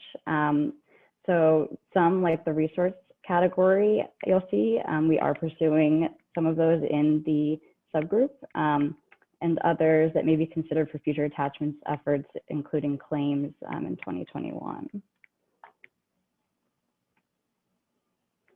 So as we transition to the subgroup effort, I'd like to highlight really the continued interest and engagement in this attachments initiative.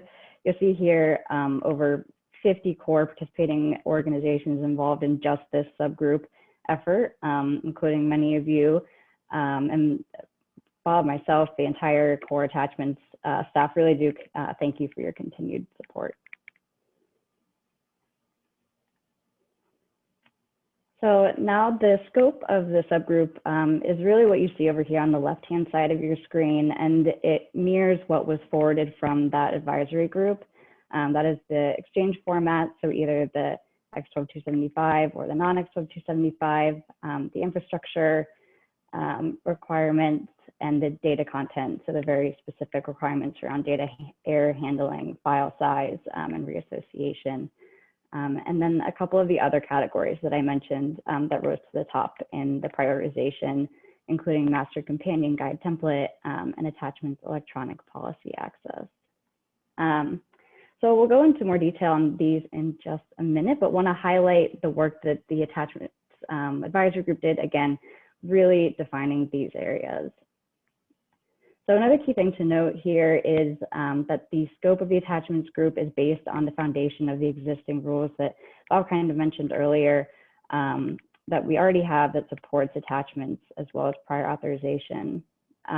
So we saw that connectivity and security was highly prioritized by the advisory group, and we do have that updated connectivity rule in development that includes attachments, transaction types, and standards.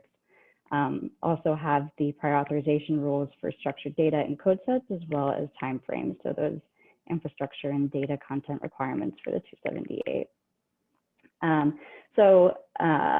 All that to say that the areas you see on the right-hand side are not under consideration by the subgroup because they're housed under these existing core operating rules.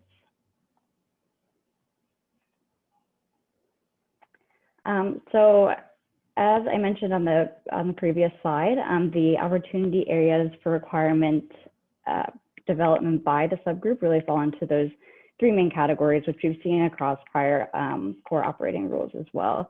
So some quick definitions before we get into the details. When we talk about the infrastructure requirements, they're typically those that specify the foundational level or the initial interaction when the exchange of information occurs, such as those system availability or response times requirements.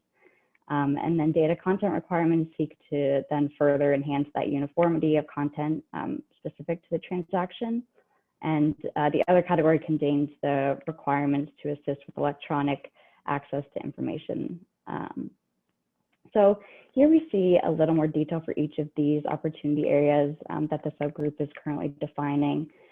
So in the infrastructure category, we have system availability, specifying that it must be no less than 86% per calendar week, and that health plans must publish downtime. So this really aligns with previous core operating rules that require minimum system availability, would really create that consistent expectation for providers.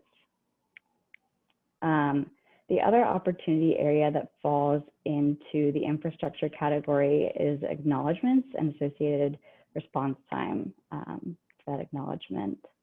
So Bob, you can definitely chime in here, but over the years, I know we've continuously heard that a major pain point for the providers in the attachment workflow is kind of that uncertainty of whether their documentation was ever received. So this is going to result in that manual process, the duplicate submissions, which is going to create significant burden.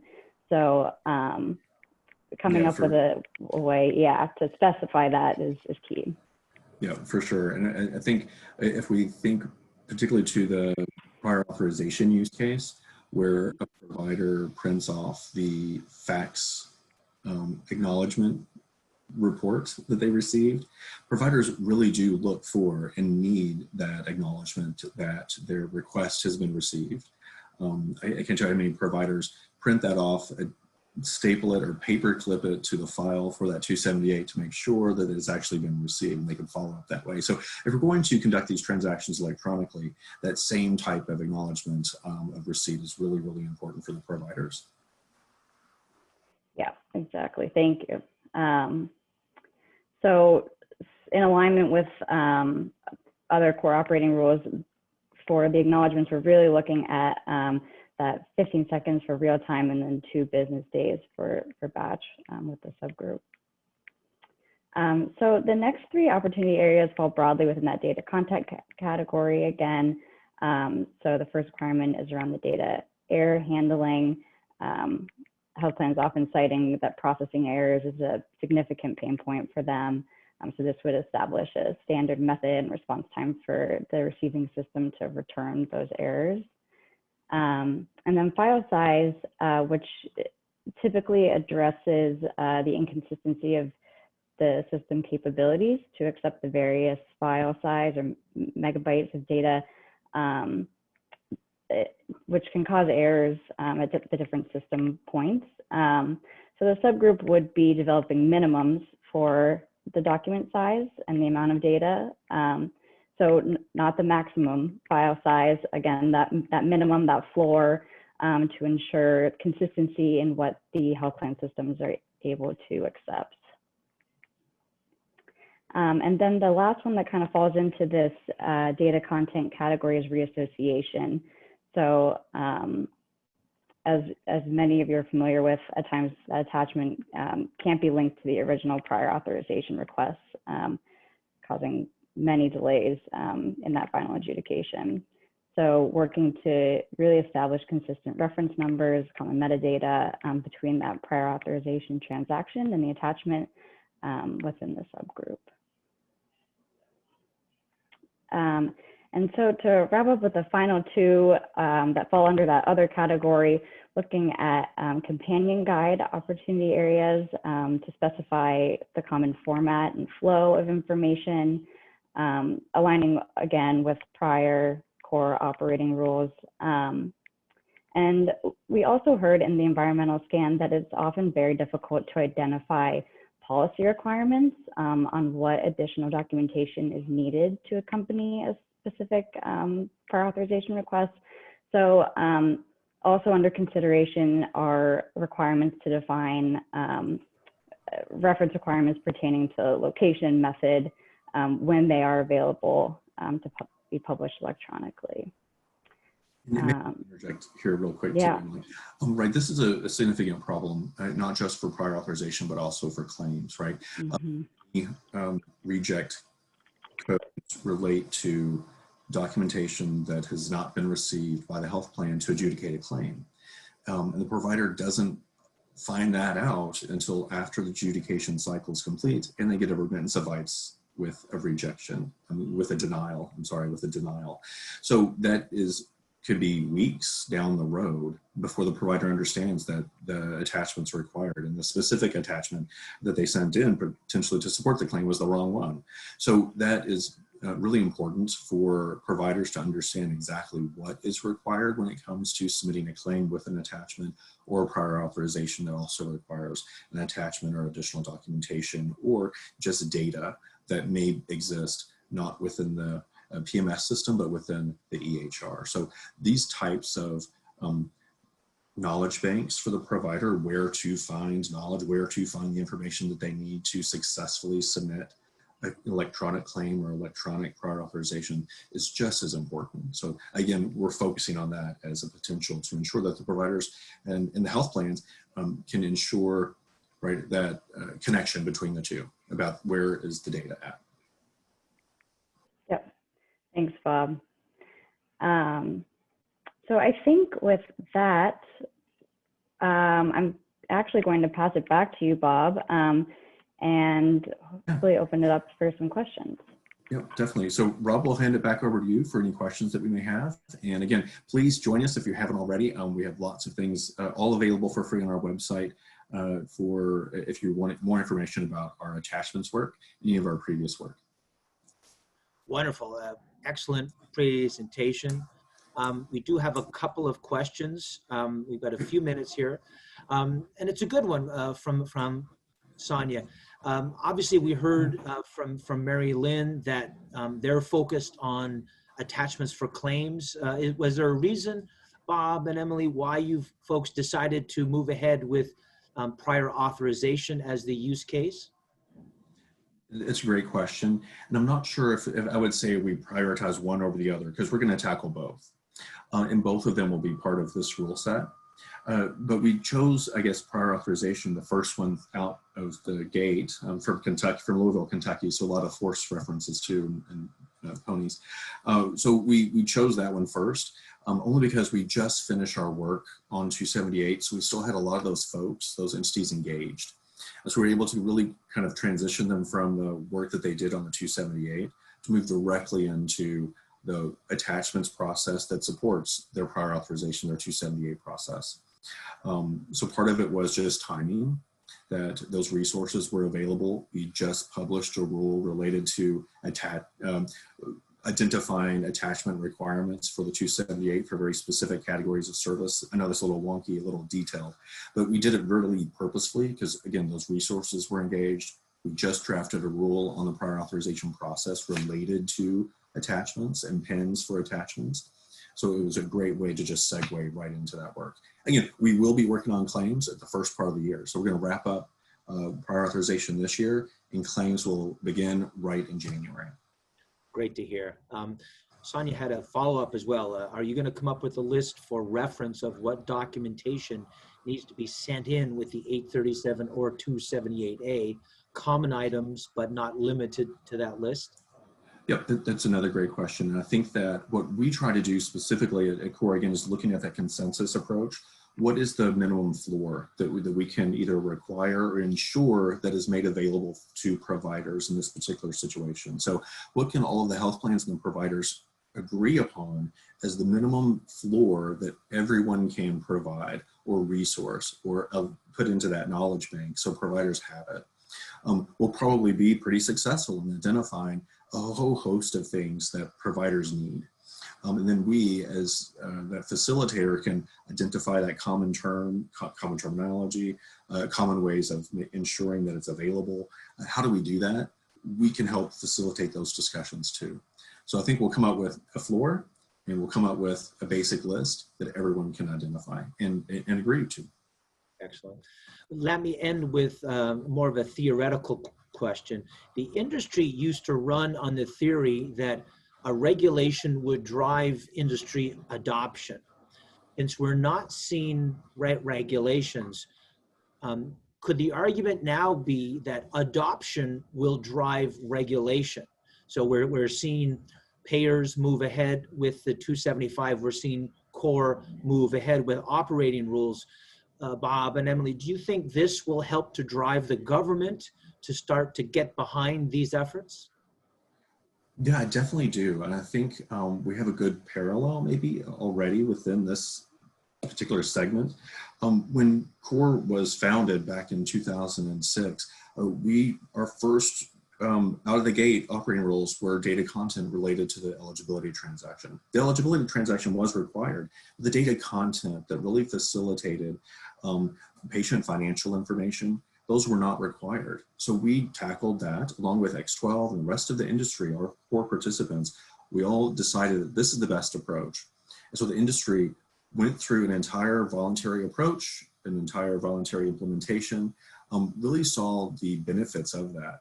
So years later, when the ACA was mandated and 5010 was mandated, those operating rules got baked into the standard because they were so important for the provider and for the industry.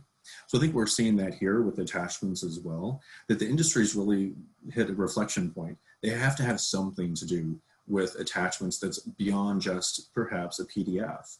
Or for prior authorization, it's still fax. I mean, fax is the dominant form that providers submit for prior authorization. They might be more advanced on claims, right? Baby claims have been around. They're able to send in the 275 for the claims for the last few years for some of the plans, but they're not accepting it for the prior authorization, and it's right next door, right? So how can we facilitate that as an industry to adopt a standard in a voluntary approach along with data content related to it, right? You might need something around the 278 for data content, 824. Mary Lynn mentioned that as well. There's very specific data content for that acknowledgement that's going to be important, potentially for reassociation. All of that voluntary approach, again, driving through consensus, we're hitting that point where the industry really wants to move forward. Excellent. Well, I want to thank you, Bob and Emily, for an excellent presentation. We wish you good luck going forward, and I suspect we'll have you back at a WEDI conference to provide an update on your work. So thank you again. Great. Thank you. Thank WEDI, for your support. So we are now going to transition over and talk about a 275 success story. I'm very delighted to introduce Ashley Beek and Angie Blybaum. And I wanted to recognize United Healthcare, not just for being an innovator in this area, but for their willingness to share their story. I think the more that we can hear from folks like NGS and United, the more the industry can learn and we can move forward. So with that, I'm pleased to have Ashley and Angie present to WEDI. Thanks so much for being here. Thanks, Rob.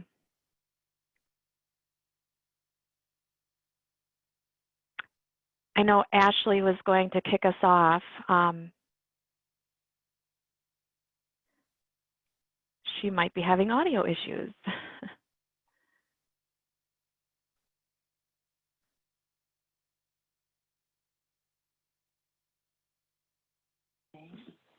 Can you hear me now? Oh, now we can hear you, Ashley. Okay, great. Thanks, guys. So Angie and I are here today, and thank you, Rob, for introducing us to talk a little bit about United Healthcare's approach, is what I would say, to the 275. So we've been excited to listen in this morning and hear all the other approaches, and I think Angie's here to dive deep, and I'm here to tell the overall story. So I am going to share a slide with you all. We just have one slide, and it's really kind of the timeline here. If I can share my screen and make this work. We are so used to using WebEx, but we don't use Zoom as much, so let's see if this works here in just a second.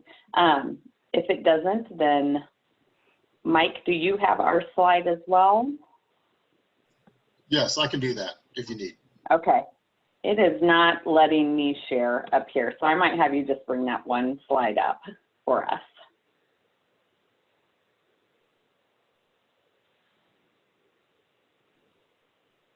Wait, hold on, maybe, well,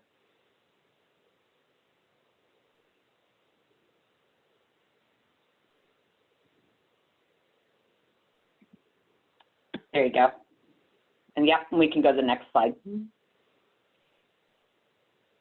Yep. So as Rob said, United Healthcare has been taking kind of a multi-year approach to the 275. And I know additionally what we are really interested in talking about today is how we are trying to be as provider-centric as we can along this journey. We have a lot of parts of our business that we have to engage on this journey. We want to keep the provider-centric in that as well. And so we're going to talk, Angie and I are going to talk a little bit back and forth about what our general strategy has been, and then definitely want to take questions throughout the presentation and at the end. So I would say don't wait until the end to submit your questions. We can kind of take them throughout. So Rob, if you want to pepper them in, we're happy to take them as we go along. So one of the things I think is unique about our health plan is that we have both an enterprise-wide lens on this, and so we can engage both the United Healthcare benefits side of the business as well as the revenue cycle side with our Optum counterparts. And I'll have Angie describe here in a minute what the approach with Optum was and how she was able to engage them. But that is something that I think was really important for us as an organization to be able to identify. It's not just the benefits business and the payer side of the organization that we wanted to go forward when we looked at the 275, but we really took the UHG approach to planning. And then when we look at any kind of interaction with United Healthcare, one of the things we like to stress is that to make anything provider-centric, it really has to be multi-channel. So we know providers are in a range of ways they want to interact with us. And throughout that process, you know, EDI transactions may be one way. The portal, they may interact with us on the portal in another way. They may want to phone us in another way, and we have to really have all of those channels open for them throughout the entire process. Now, we want to move many of those channels in a different way at different times, but because we still want to be provider-centric, that multi-channel approach is important. And then additionally, I think what was important for us when we looked at this was really that cross-line of business introduction into the approach. So not just looking at our commercial line of business, but because we have large membership and providers that are taking you know, Medicare Advantage patients across the nation, as well as we have over 21 and growing our Medicaid business as Medicaid MCOs in different states across the nation, that approach across the 3 lines of business was really important for us. And then lastly, I do want to spend a minute before I go back to the approach with Optum on something we thought was really important to align to as well, which is our overall United Healthcare paperless strategy. So one of the things I think, not just WEDI, but again, back to that provider lens, we will be going on a multi-year, kind of work stream endeavor with our providers on going paperless. And that could be going paperless in multiple ways. Going paperless through claim submission, going paperless through reduction of faxes, going paperless through reducing paper checks and moving to ACH or direct deposit payments. So there is a multitude of ways that going paperless is an option. We've also created a lot of resources for providers where they can access electronic remittance advice by not using paper through what we call a document vault. So I think this strategy aligns to that as well, and we wanted to make sure that as we think that's an evolving business model for practices. Not all practices are there today. We know that. Many are in different places. We know CMS has also done a little bit of a push on paperless, especially on the eliminating fax piece, and so we could align there. But we think we are not only pushing that business model a little bit more in a strong way, but it also does things like it helps the environment, it helps the provider business case from a cost perspective, it helps our cost perspective, so there's a win-win in all of that. And so I wanted to make sure we pointed that out because it's a nice strategy that we can all take together. So Angie, I do want to have you comment a little bit about our interaction with Optum on this enterprise approach. So if you could kind of tell the group, you know, what was the genesis of engaging Optum and how did those conversations go, and what was the outcome of those from an enterprise perspective? Sure. Be glad to, Ashley. So as many of you know, Optum is our sister company and the gateway into all EDI transactions within United Healthcare. And it was working with the Optum folks. Obviously, I believe we are one of, or their biggest clients because we are sister companies. We approached them last year with our vision of implementing the 275 transaction ahead of the regulation. And through several conversations and collaboration sessions, we had to work through, you know, how this would work from an enterprise approach, not only the architecture, but the adoption and the communication to vendors, providers, all those entities that access or send their data electronically through the Optum channel. We spent a few months last year working through how this would be set up. They had several questions around version, which version we wanted to go with, how we would handle acknowledgements, rejects, how we would handle the volumes, things like that, because if anything United is handled on a very large scale. So we worked through those questions, that collaborative sessions, and Optum had come to us with a solution, and we continue to collaborate through the process because, like Ashley said, we haven't officially kicked off our development to accepting the 275. So those conversations still continue with collaborating and really streamlining how this process will work for both entities. Optum, you know, we leverage Optum because they're a big outreach to the other clearinghouses and vendors, like I said, that send us EDI transactions. So it was a swift approach to reaching out to that same group of stakeholders when it comes to sending claim attachments. And Angie as well, were we hearing from providers on this? Were we really hearing more from our clearinghouse partners on the change? What was the feedback we were getting to make the change or the impetus? Actually, it was a mixture of both. So typically I attend WEDI conferences in person, and I've had several conversations with Waystar, Change Healthcare, and got the word out that we were looking at implementing claim attachments.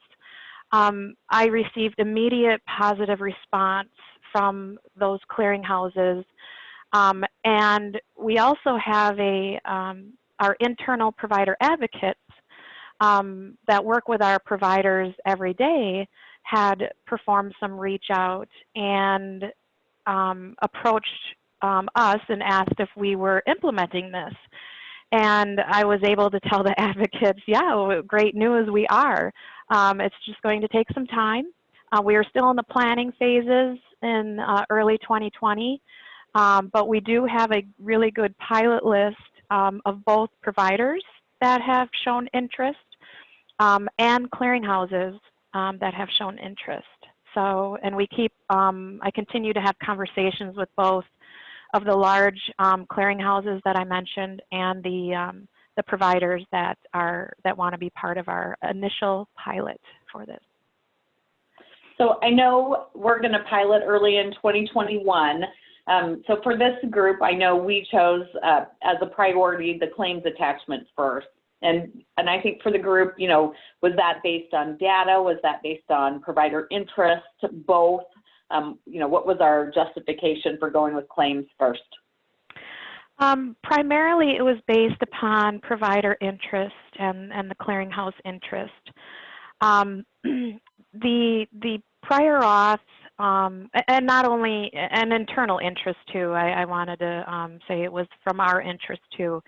We all know the prior auth 278 is the lowest utilized EDI transaction.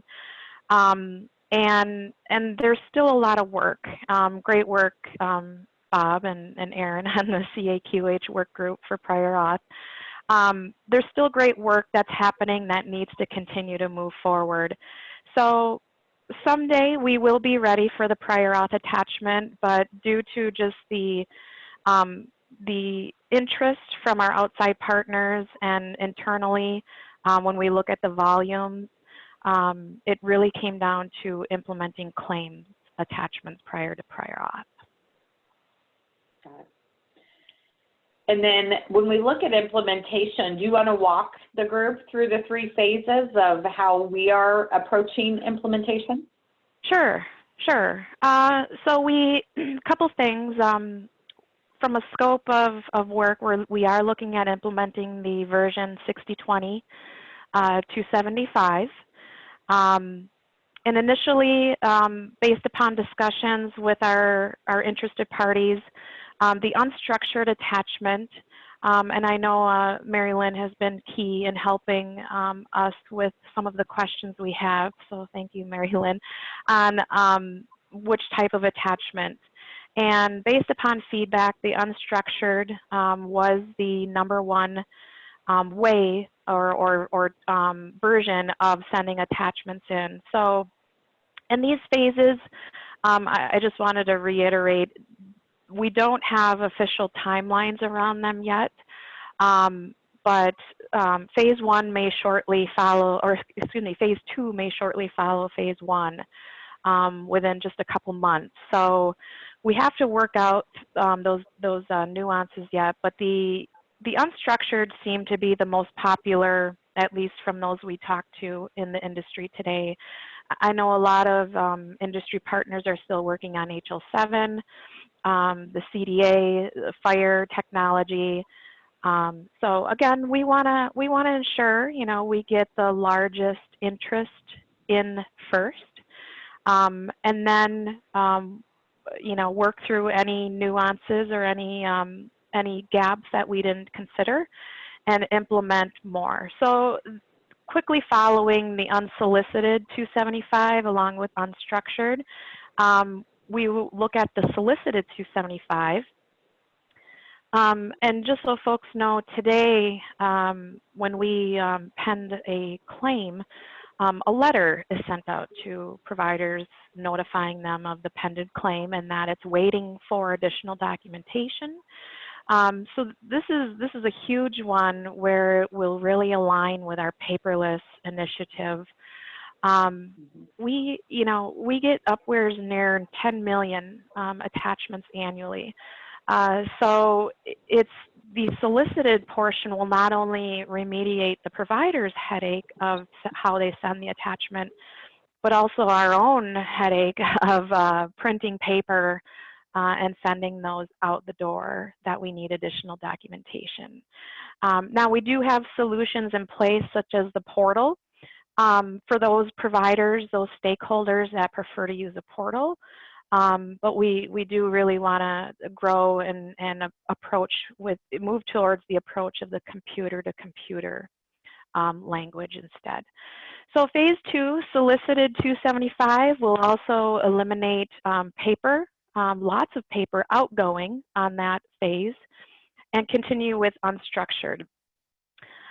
Phase 3, we will start to implement the HL7 unstructured attachment, or that should be structured attachment. That will, hopefully by that phase, we have more interest in the structured HL7, and we can move forward with those providers that have that technology through their vendors and clearinghouses.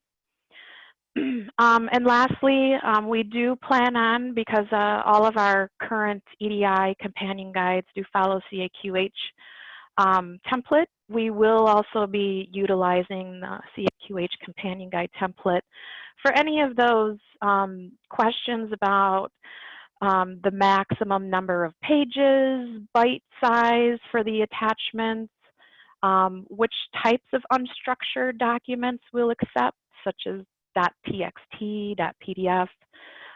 It's going to cover our onboarding process.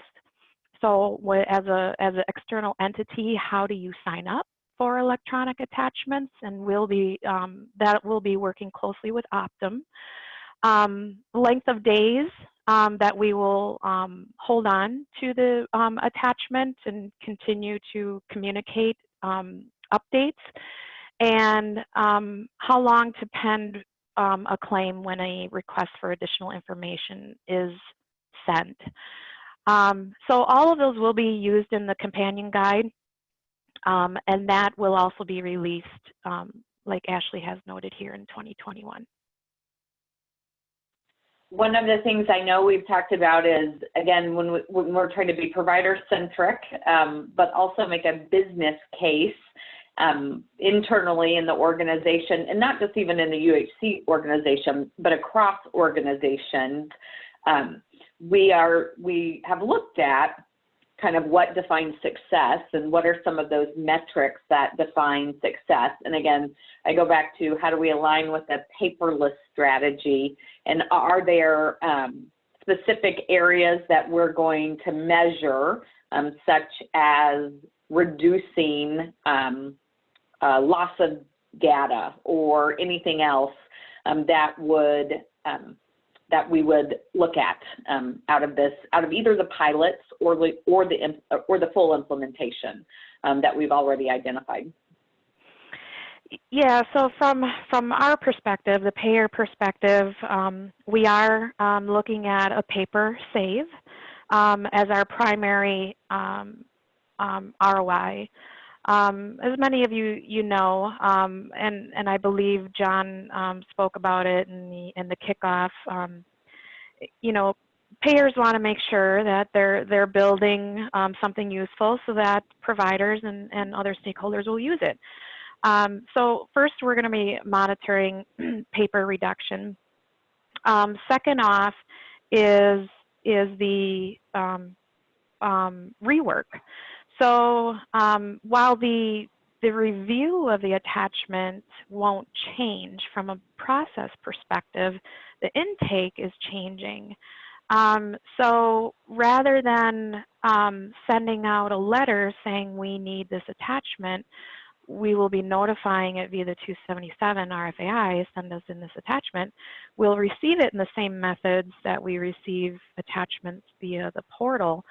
And as Mary Lynn indicated in her ROI, we will see reductions in, we should see reductions in call. What's going on with my claim? What do you still need? There's going to be faster, easier methods of communicating that attachment across both parties.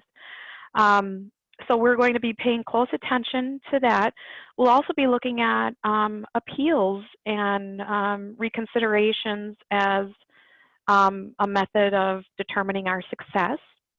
Have we seen a reduction in those two different work streams? And really, you know, partnering with our providers during this pilot, not only about the benefits that United Healthcare is seeing, but what are our providers seeing from an ROI? You know, we want to ensure we capture their successes, including not just our successes. Our successes are important, but our providers and ensuring that their successes are met also. So hopefully we can bring a little lift across, and I always go back to Rob's last question he brings to every single one of these sessions. Do we think this is What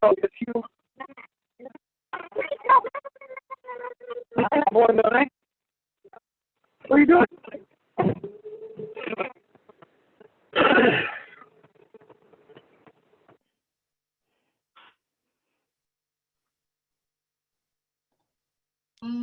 Actually, We're experiencing some technical difficulties, folks. Ashley, if you can repeat, oh, I think your volume is down or off.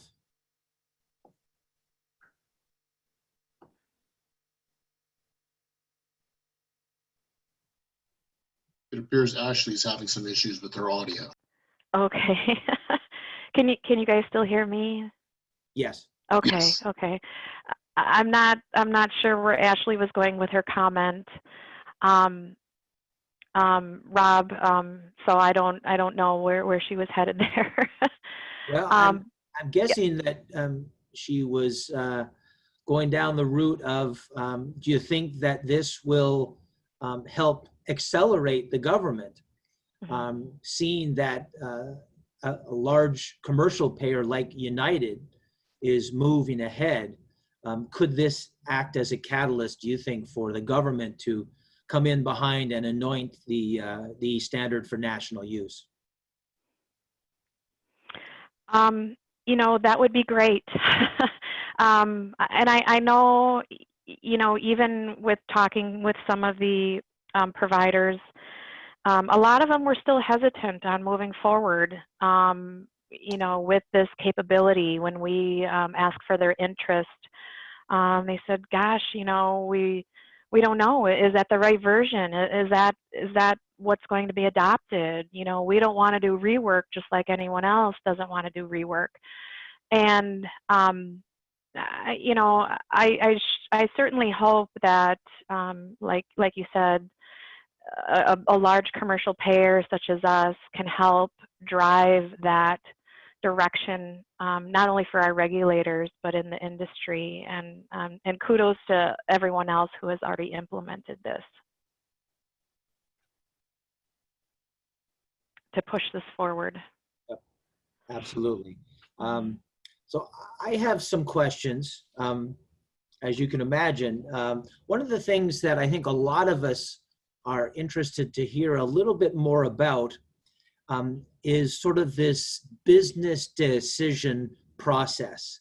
So I guess, we're asking, if we were, in the back of the room during a United board meeting where you're trying to decide whether or not to move ahead, absent a government requirement, can you share a little of the thinking behind the decision? I know it's part of your overall paperless strategy, but this is a pretty forward-looking decision on the part of United.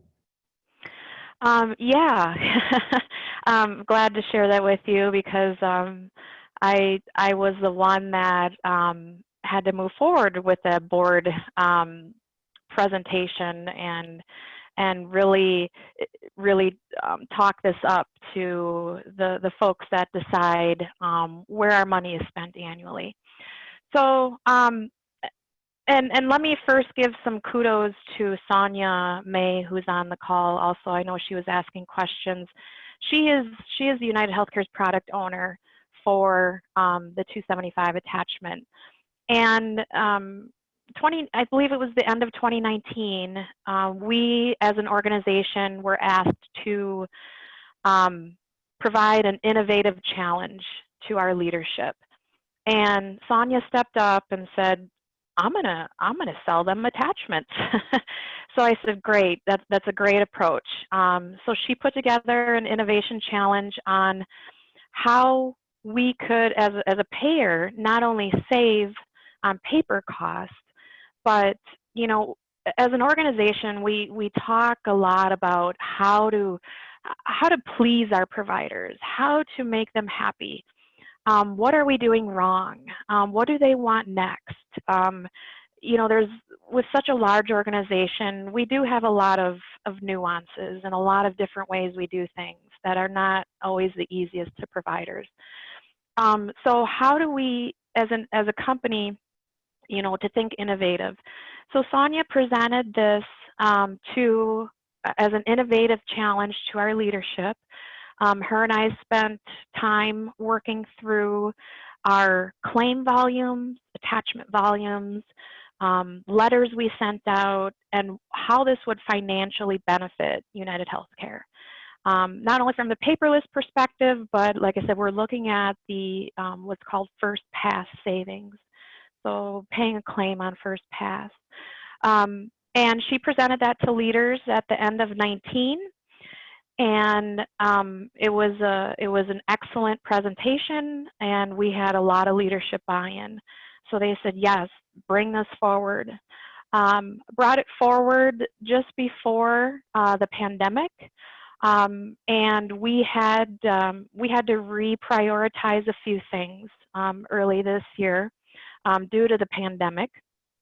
So this was put on hold for the rest of the year, but we've been encouraged to bring it back. In fact, at the end of this month, we're bringing it back to the board, to our financial board, and to discuss it again. So it's really around, almost like an innovative. United Healthcare is about innovation. Not only how we can save money, but how we can persuade maybe the regulators help drive towards industry standards. Maybe someday this will be a standard, and how we can promote that and how we can be a leader in it. So it's really sharing that innovative approach and why we should do this from an industry leader in the healthcare industry. And I did want to note as well that United is very involved in the development of operating rules. In fact, Tim Kaya from United is going to be stepping in as the new CAQH board chair. So I think there's a lot of tie-ins here with the word innovation. A question about acknowledgements. It came up on a number of the previous sessions. Can you give your thoughts on the acknowledgement transaction? Is that going to be part of your rollout as well? Yes, it will. And I believe we've been looking at the 999 as the acknowledgement, but we have seen benefit in acknowledgements in the other transactions. So yes, that is part of our rollout for the 275. And Angie, I think that goes along with what we would say is in United Healthcare, we take a closed loop approach to most of our provider inquiries. So that approach on regular inquiries just mirrors itself across what we would call electronic inquiries. So right. Yep. You mentioned that you've reached out to clearinghouses. You've got a lot of support from some of the large national clearinghouses. What kind of response have you gotten from the other technology vendors, the practice management system vendors, the electronic health record vendors? Have you been able to gauge their interest level in the 275? From the practice management vendors, no. So unfortunately, I haven't had the opportunity to talk to any of them. We've seen through, and Sonia is helping me out here. We've seen through conversations of the clearinghouses that most of their providers that they serve are using Epic, and that Epic, we are aware that Epic can handle the 275 attachment. We also have talked to some smaller RCMs, revenue cycle management companies, who have approached us and want to jump on board with electronic attachments. So haven't directly spoke to any of the practice management vendors. But we have heard through discussions with the other vendors that Epic is ready and set to go, and most of the providers that we've talked to are using Epic.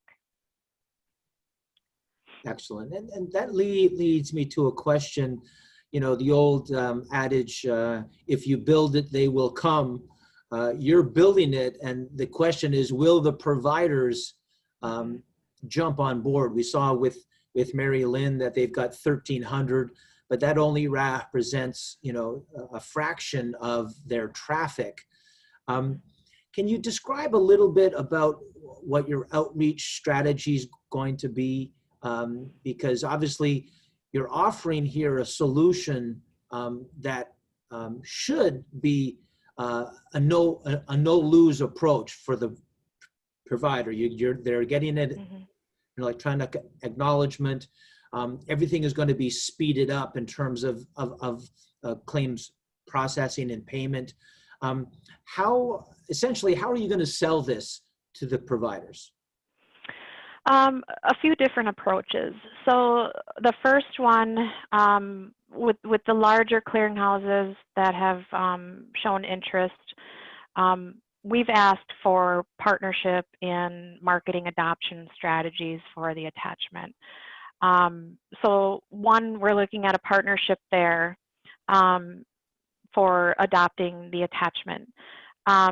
Secondly is we have an overall digital strategy at United. And, you know, part of that digital strategy is EDI and another part is Portal.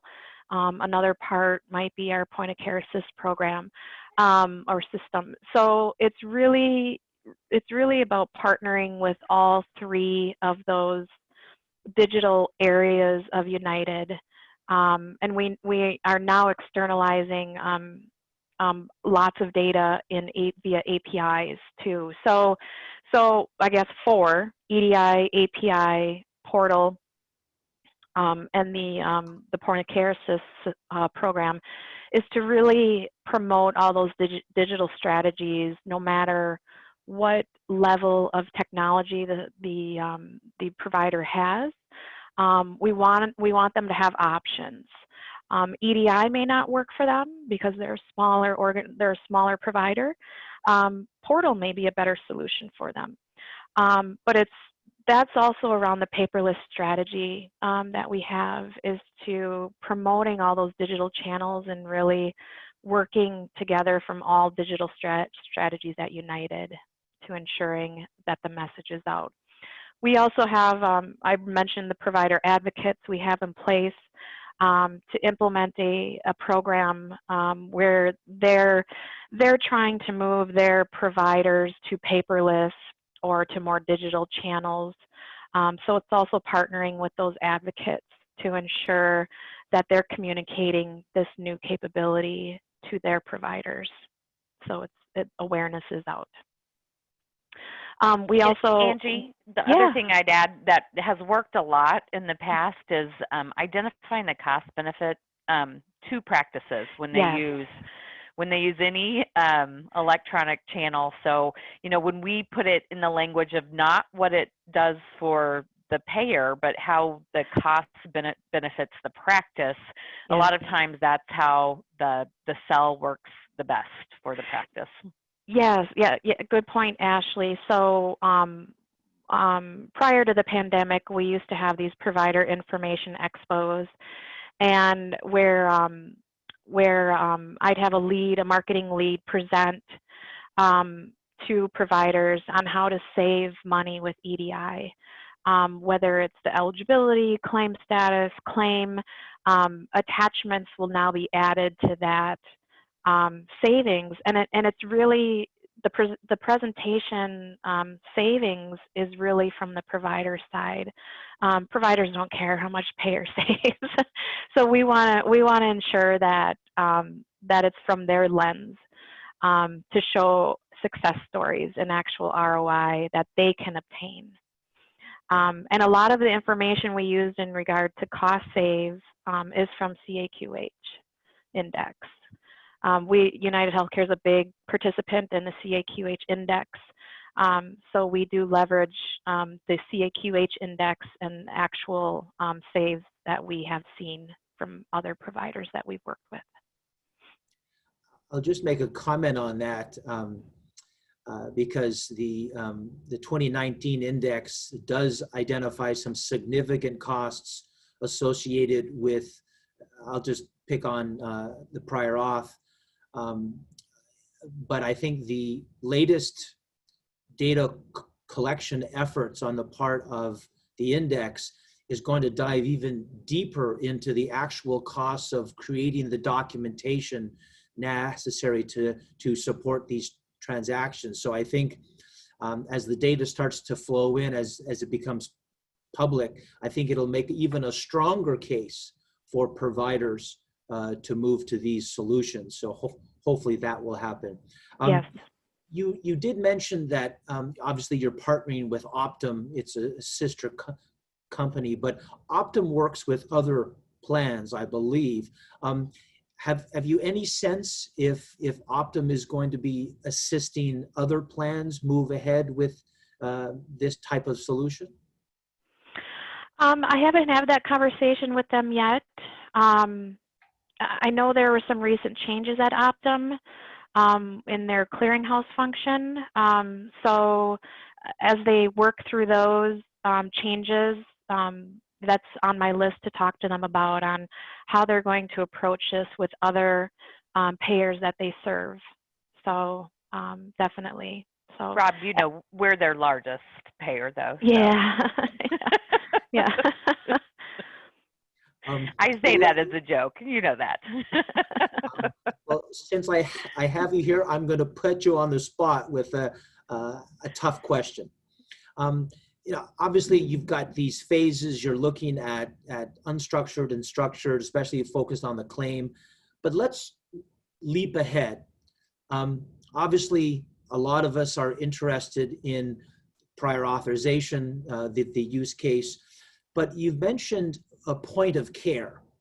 And I think the vision for at least some of us is that all of this will happen at the point of care. So, you know, for you know, a real-time claim adjudication with a follow-up attachment, potentially a prior auth with a real-time attachment. Obviously, we're looking way ahead, but is this the type of vision that United has as well, or is that just a little bit too far down the road? Rob, I think it's a good vision. Definitely that needs to be considered. This is, you know, United Healthcare has some other visions in place, which I'm probably not ready to speak of at this time. So as we move through, you know, really looking at the healthcare industry and determining how to better serve patients and our members and providers, that's definitely an approach we need to look at. Rob, what I can tell you is that the point of care assist currently runs off of APIs, and we've heard, in fact, I think maybe coming up or maybe last week there was discussions around APIs. One thing we're looking at doing is the current APIs that are used for POCA, we're looking at externalizing those to different vendors who want to get the same data via an API. So I don't have any committed dates yet. We have APIs currently that run up against our portal.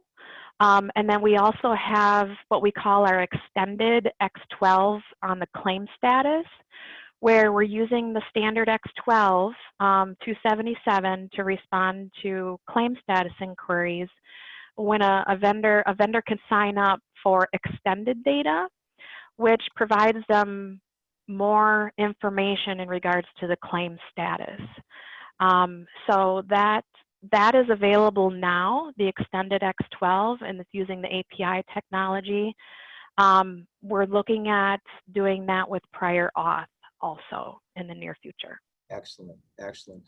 Let me end with a comment from Becky. She is at a small Midwestern clinic by the name of Mayo, and she says she currently sends the 275 to NGS, and she's excited to hear that United is moving ahead with the 275. I know we all are, and we all thank you very much, Ashley and Angie, for sharing that story.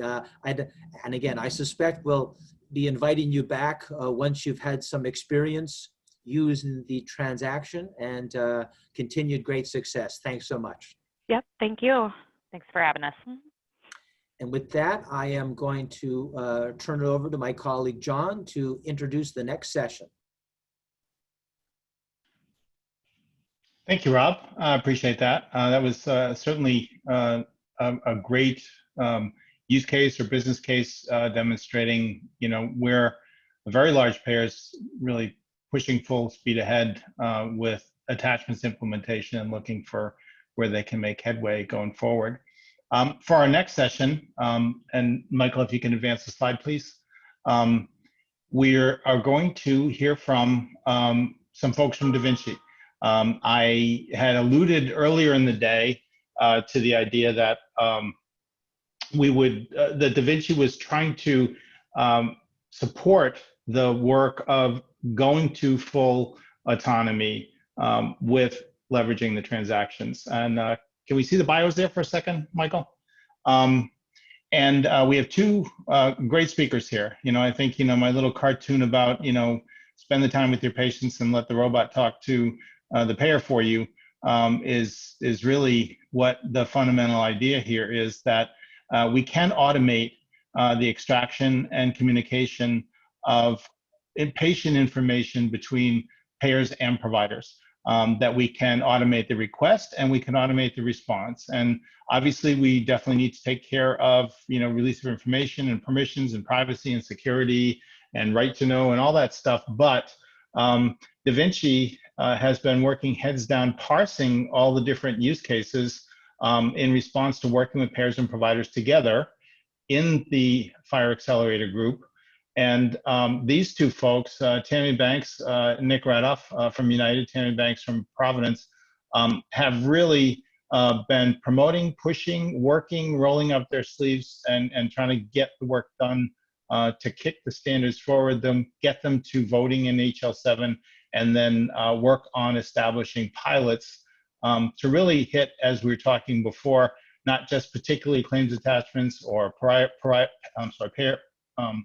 authorization, but leveraging the whole notion of patient data exchange among stakeholders in an automated way. So with that, I don't want to take away your time. Tammy, Nick, I'll hand this over to you. Thank you, John. Let me get the slides up a minute and we'll get rolling.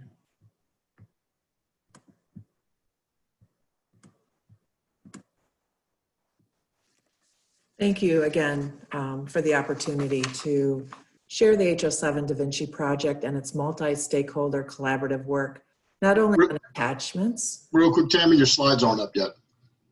Oh, they're still not up? Okay. Thank you, Mike.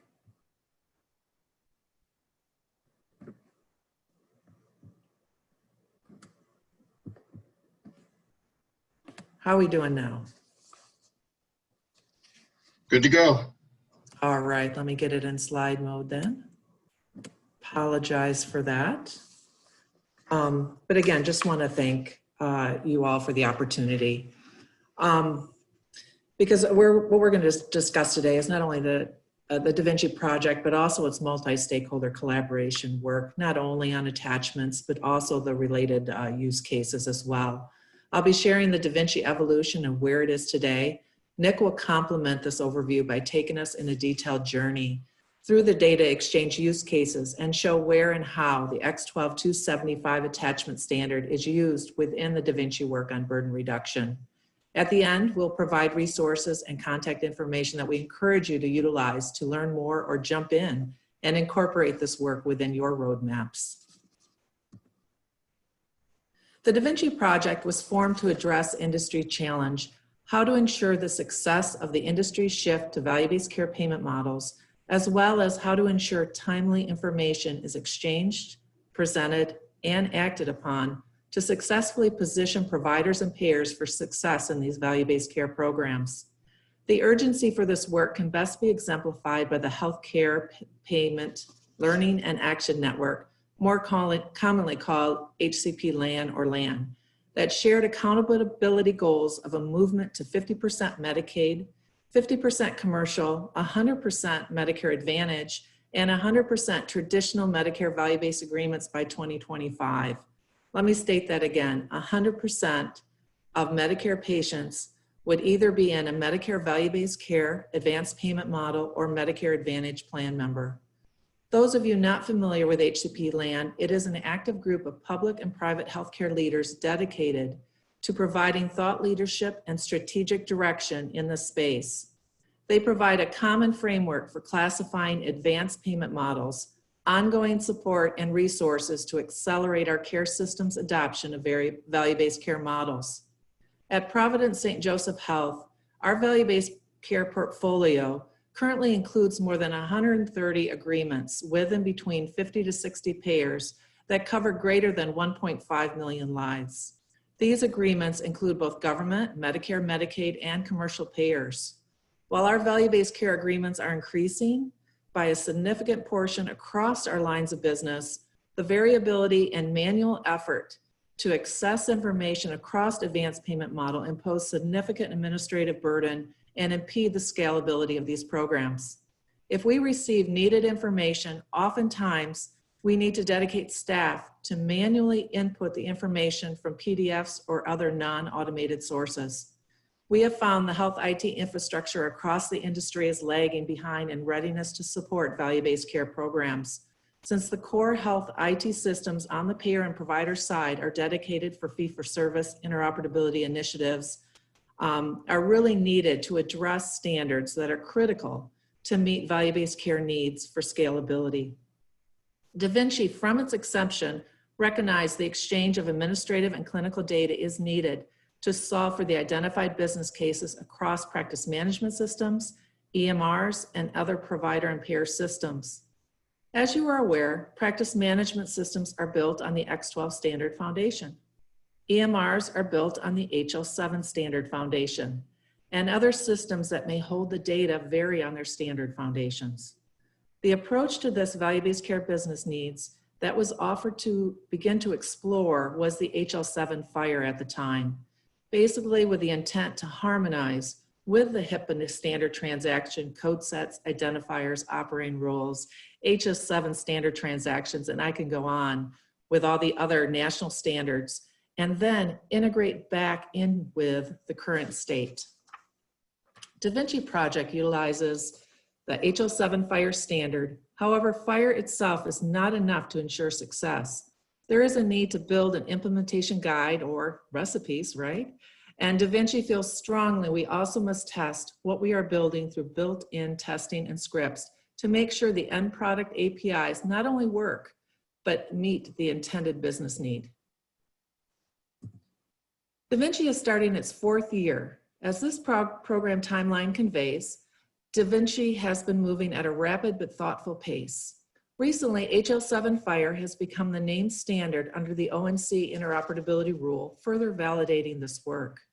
As mentioned previously, Da Vinci focus is to identify bite-sized use cases that are meaningful to and impact payer providers and patients, since it must be a collaborative effort and the end result meets all stakeholder requirements in order to ensure industry engagement and adoption and implementation of the implementation guides to meet these value-based care needs.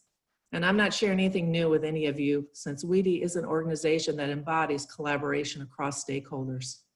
This is why multiple discovery working sessions are held with payers, provider vendor subject matter experts, and provider subject matter experts to identify the information needed to be sent and or exchanged across parties. Then the focus is on getting the implementation guides built, tested, and retested through various connect-a-thons to discover and fix any holes and continue to mature them to ensure they meet the intended use case for all stakeholders before they are published. These IGs are then vetted through the HL7 standard process to ensure they are sound. By year end, we expect to publish first, second draft standards for the existing 12 use cases that I'll talk about in more detail shortly. Da Vinci Project is simply a group of industry payers, providers, and HIT partners that understand how critical it is to develop common and ideally standard ways for providers and payers to exchange the necessary data required for value-based care to work, and have committed dedicated subject matter experts and resources to solving for this gap. Da Vinci started with 10 committed stakeholders that has expanded to over 50. The reason Da Vinci has been able to move so quick is that it is, at its core, a human-powered activity with the funding of the right staff that are paired with subject matter experts across all stakeholders that are committed to build and test IGs for the use cases that impact their work. Da Vinci has key stakeholders from organizations with a large regional or national footprint that have the ability to move solutions to scale. They are getting their feet under this work and leading IG and reference implementations, testings from the start, and then moving the IG into production to resolve the specific business need. Staff, subject matter experts, again, from all stakeholders, I can't reiterate, are working alongside each other to serve as a test bed to, again, ensure these IGs are usable, provide the intended ROI, and meet the business need. I can't underscore meet the business need enough. Basically, making it real for that bite-size identified need. To borrow an analogy frequently used, it's like the game of Clue, right? Matching the right payer, right provider, right vendor with the right use case to solve the pain point. And it isn't always Colonel Mustard in the library with a candlestick. That is why we need you to support and participate in this work. Currently, we have 5 focus areas: quality improvement, coverage burden reduction, member access, process improvement, and clinical data exchange. Many of these use cases build off of each other. Quality improvement includes the exchange of quality and gaps in information. Coverage burden reduction is focused on providing the clinician or other healthcare provider the information needed to make clinical decisions, such as what requirements must be met for patients' benefit coverage, what specific documentation is required for review, is a prior auth even needed, and if so, what needs to be submitted for review. Given current regulatory requirements, X12278, or the prior authorization standard, which is a named standard under HIPAA, DaVinci has worked closely with X12 to ensure if and when a PA is required that there's a crosswalk to get to the X12 standards, including data being placed within an X12275 wrapper. Keep in mind, the goal is to harmonize with the HIPAA standard transaction code sets, identifiers, operating rules, and all the other national standards, and integrate back in with the current state. Member access use case includes directory, formulary, and coverage decision exchange. Process improvement is one of my favorites. It includes one of the key building blocks for value-based care, the risk-based contract identification. This use case solves a critical need for value-based care programs. You need to know what patients are attributed or contracted for in a Medicare APM, Medicare Advantage, or Medicaid value-based care agreement before you can confidently, securely exchange data for the correct member patient participating in the value-based care payment model. Clinical data exchange, Nick will go in depth on the payer data exchange, which we call PDEX, the clinical data exchange, which we call CDEX, as well as the administrative burden transactions. If the use case would have a payload to deliver, then the X12275 could be used. Many of these other APIs would be used in the future to meet the patient access API requirements like PDEX and notifications.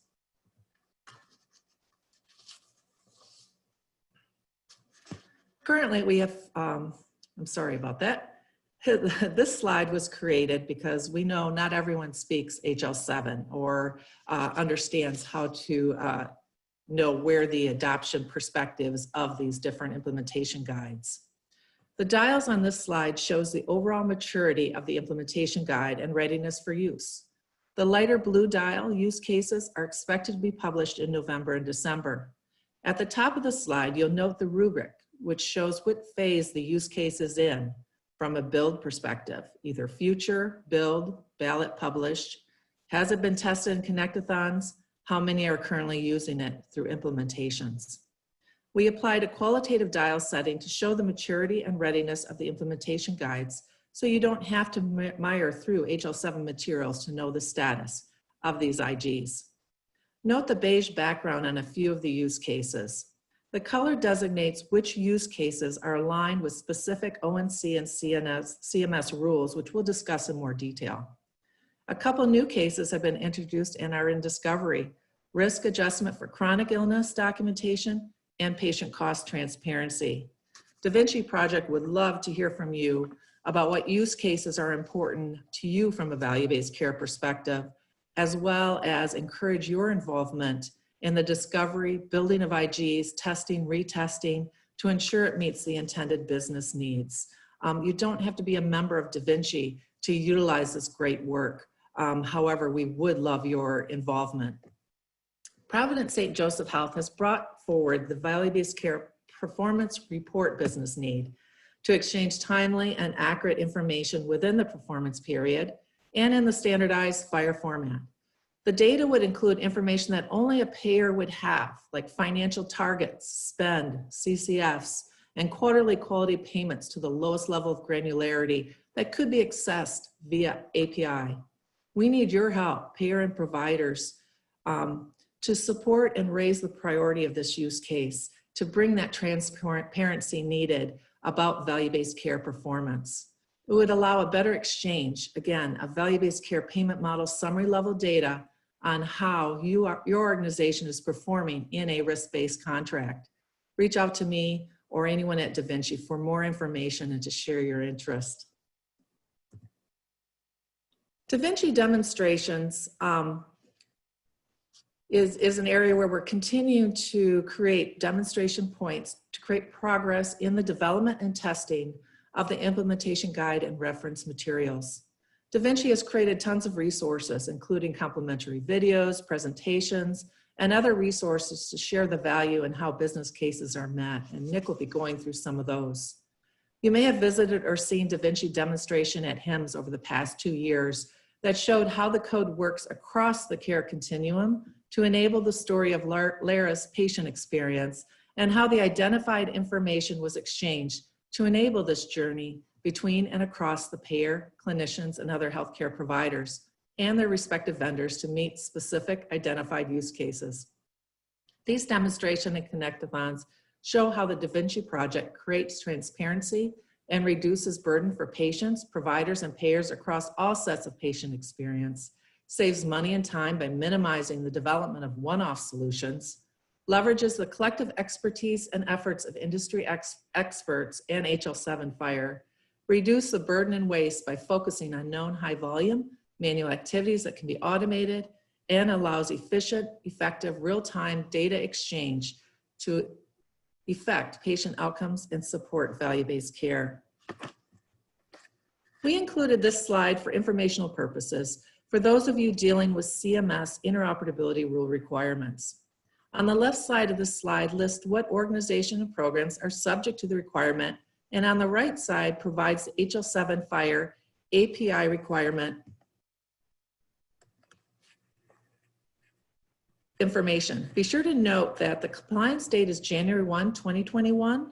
However, due to the public health emergency, the enforcement discretion is delayed 6 months to July 1, 2021.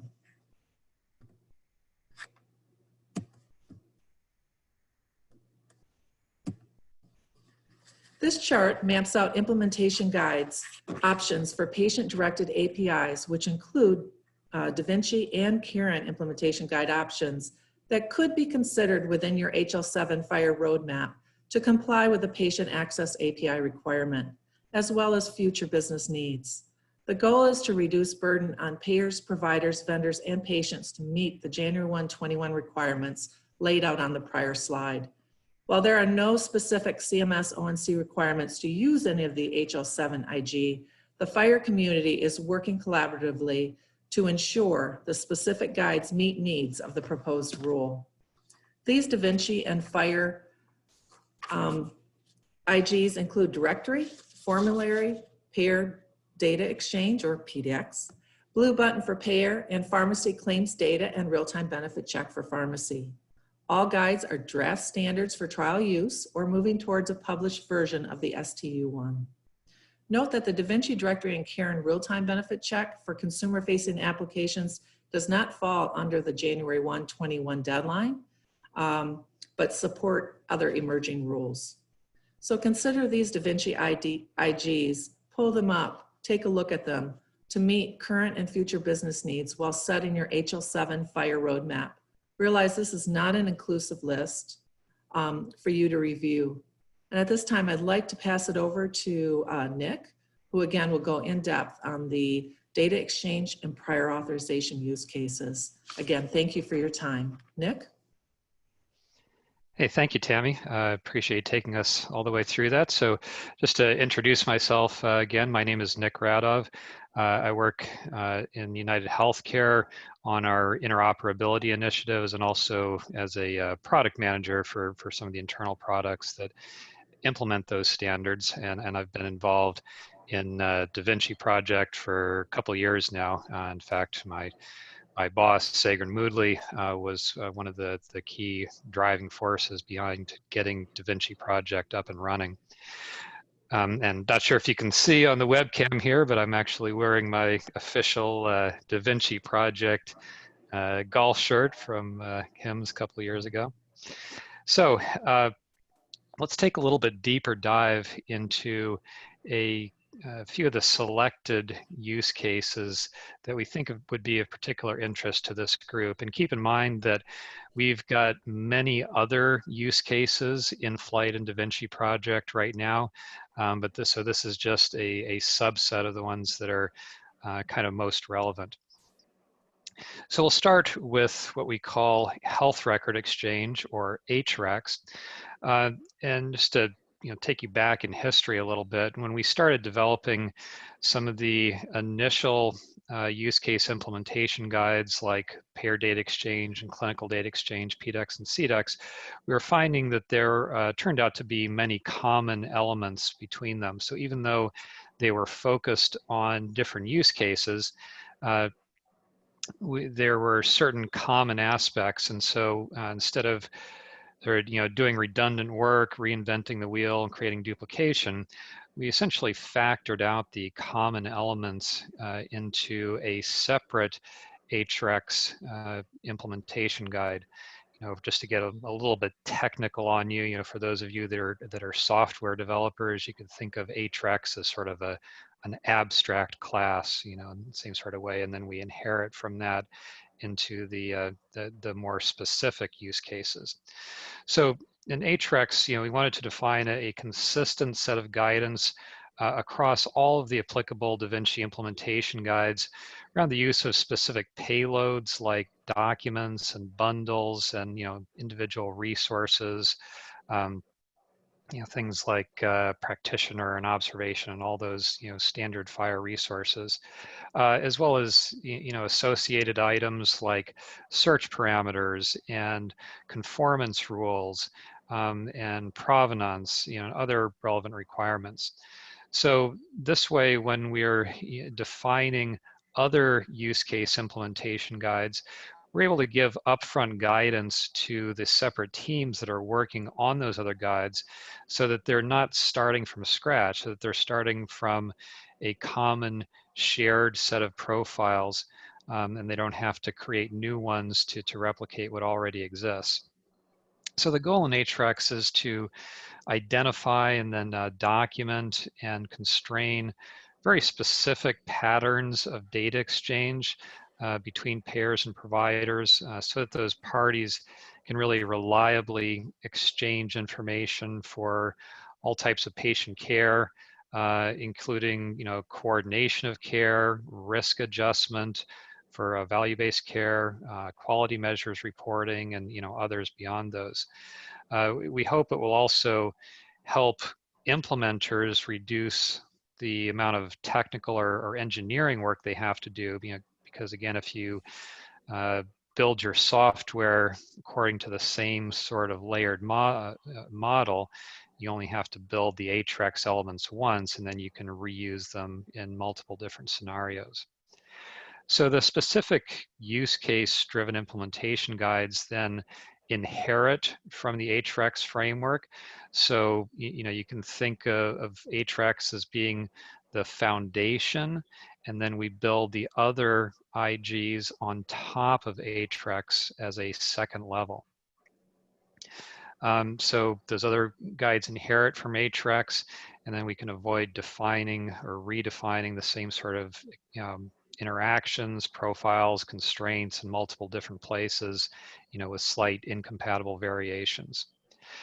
We also make use of the US core profiles, which are based on FHIR R4 specification where practical. So again, we're trying to leverage what's already out there in the industry. US core is widely known, widely supported. So again, we want to leverage that where possible instead of reinventing the wheel. So Tammy, next slide, please. Okay. So after we've established the foundation with HREX, let's dive into one of those specific use cases, which is clinical data exchange, abbreviated as CDEX. So I'll walk you through an example of a sort of full set of interactions within the CDEX use case. And so here we're going to talk about a post-payment review as an example, which would be relevant, we think, to this audience, hopefully. But again, keep in mind that post-payment review is not the only purpose of CDEX. You can use it for other purposes, centered around exchanging clinical data. So starting on the left here, you can see the payer initiates a request for information to support a post-payment review after the patient has been seen and after a claim has been submitted and even paid. So the payer, in their request, they specify in a structured format exactly what data they want to request. For example, they might ask for observations for hemoglobin A1C levels, or copies of history and physical notes or progress notes. And they can specify what types of FHIR resources or what types of clinical documents they want to pull based on specific codes. You can put those in like as link codes, for example. And so that request is packaged up and sent as a bundle to the provider. So you see this line going across from the payer to the provider. And then the provider system, which would typically be an EHR, but in principle it could be any sort of clinical data repository. The provider system retrieves all of the requested clinical information and either as FHIR resources if those already exist, or perhaps by transforming other data formats, mapping other data formats into into FHIR. So essentially that request that comes from the payer to provider, it's like you can think of it as being a set of queries that they're asking, that the payer is asking the provider EHR to execute. In some cases that might be fully automated. In other cases there might be some sort of user interaction involved where they would review and approve and adjust the responses. But anyway, the provider would assemble all the data that that's in response to that query, at least whatever they have, and then send back an acknowledgement via FHIR again, and this is all based on FHIR. Now, you may think, well, okay, we already have processes for doing this. We can request copies of the patient chart from providers.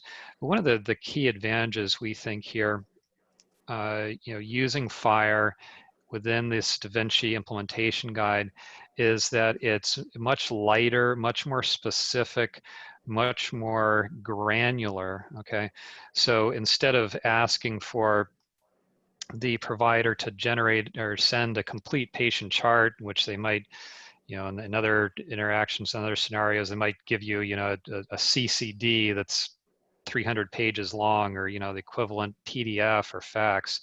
So you end up getting a big mess, a lot of data that is irrelevant or hard to interpret or not properly coded. And it's also kind of a violation of the minimum necessary principle, in that as payers, we should really be respectful of patient privacy and of the provider's time, and only ask for the minimum necessary data that we need to do our jobs. And so that helps to reduce the risk of any sort of privacy breach, and it also reduces the amount of labor that has to be done on both sides of the interaction. So again, we can be very, very specific, very limited about exactly what types of FHIR resources, what types of documents that we need in order to support that specific interaction. And then of course, depending on how that interaction is implemented on the provider side, they have a chance potentially to review and edit and approve any response before it goes back. Should note that the DaVinci IG really just describes the technical structure and format of those interactions, the messages and documents that go back and forth across the network, but we don't necessarily dictate exactly what the provider workflow looks like, or how that would be implemented in terms of screens and an EHR. So the providers still have a high degree of flexibility in terms of how they handle it. In the future, we think there's a lot of further opportunity to automate this even further. So instead of having to manually initiate reviews process and figure out what it is we need to ask for, a lot of this could just be, in the long run, systems talking back and forth to each other, with really no humans in the loop. So you just define what your policies are for documentation or medical necessity for particular claims or procedures, billing line items, and then the systems work that out between themselves. If the data exists, they'll exchange it, make sure the policies are followed, flag any exceptions, all without any humans in the loop.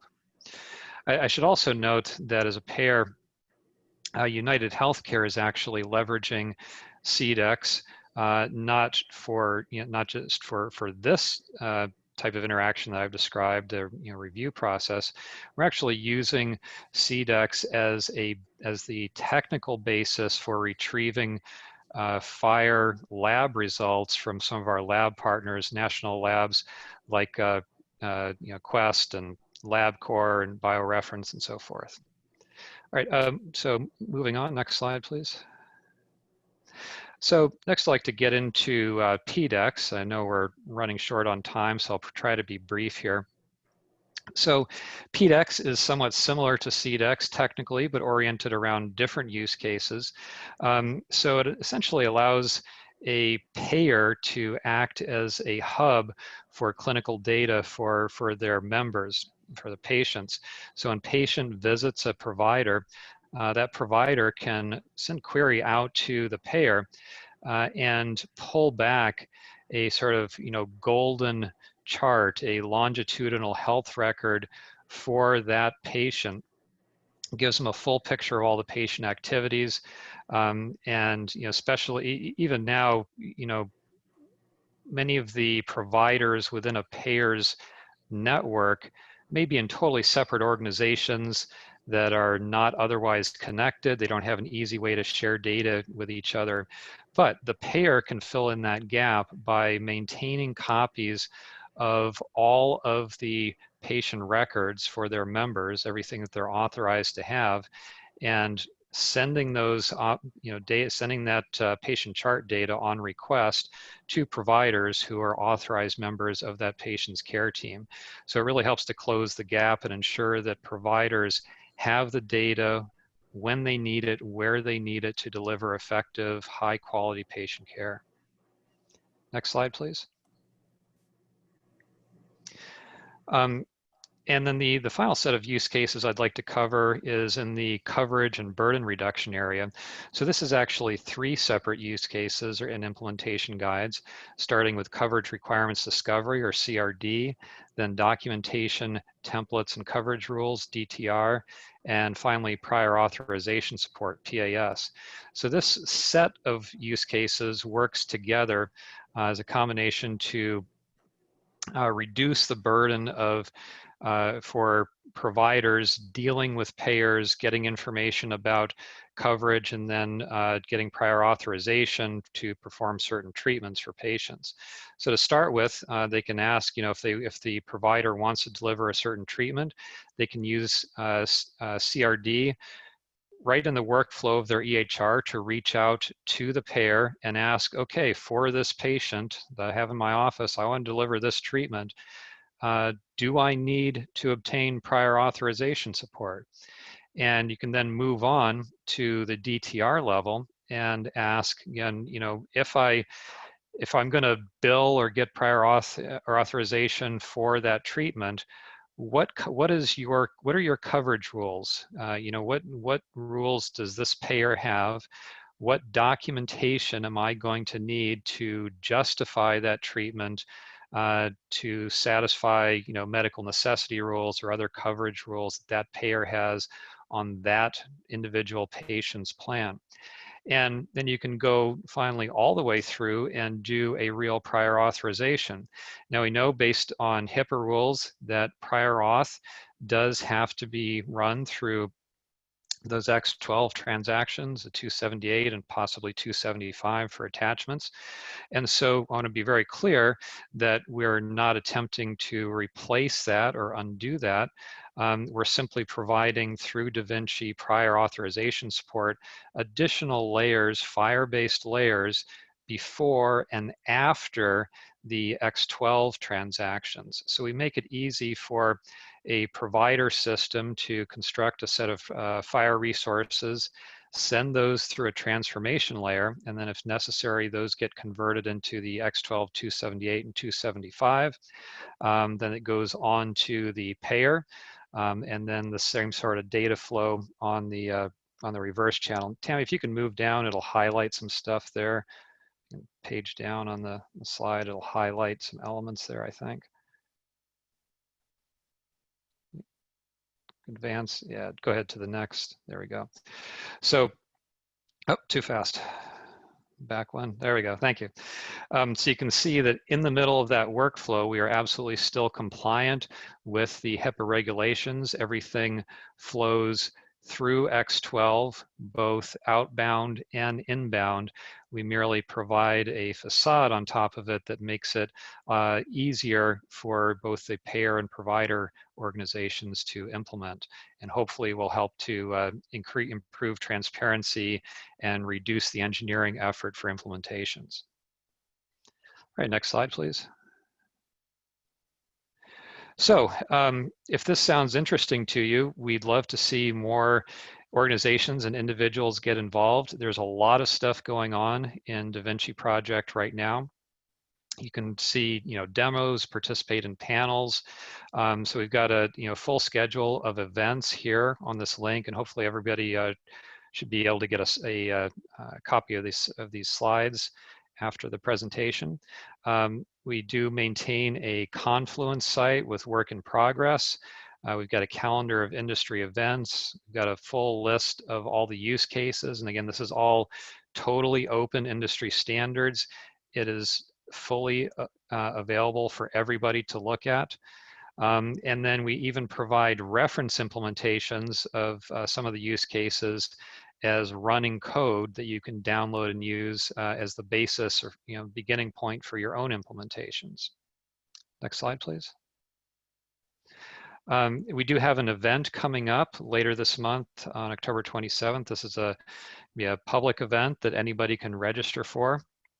So if you're interested in getting involved, please take a look at this. And there's a link on the HL7 website.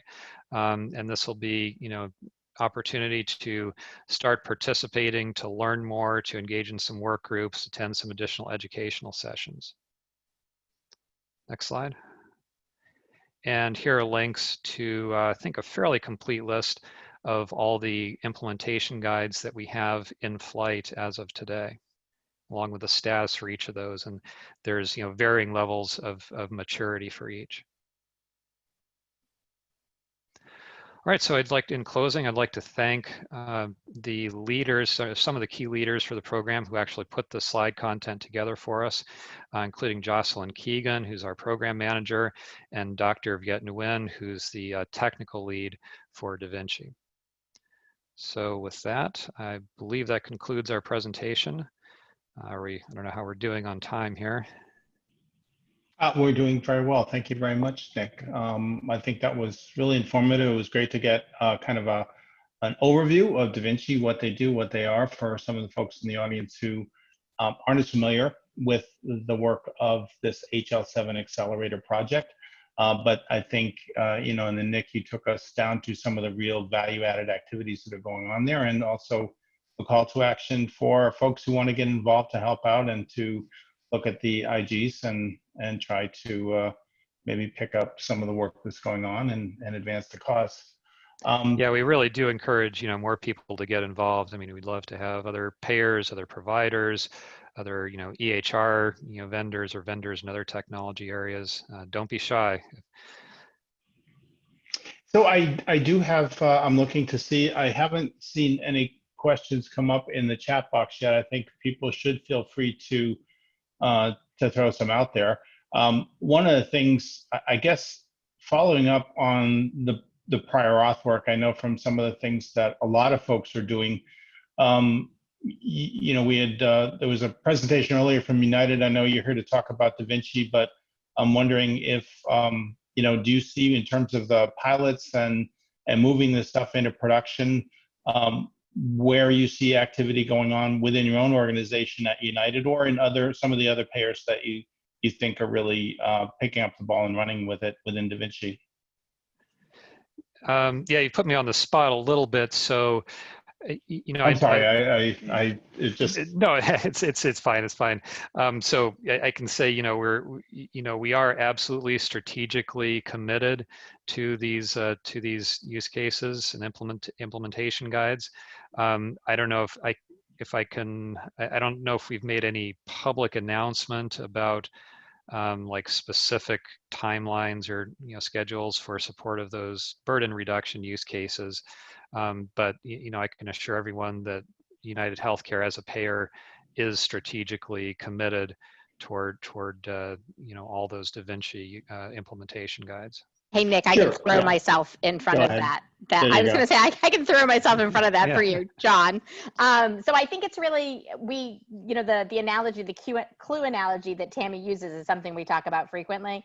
And from a program perspective, we get to see really the work that's underway, right? But these are big boulders people are carrying. And the technology part is really the straightforward, right? We've been working really hard for a couple of years to get these IGs in place, but there's the business transformation that goes alongside it.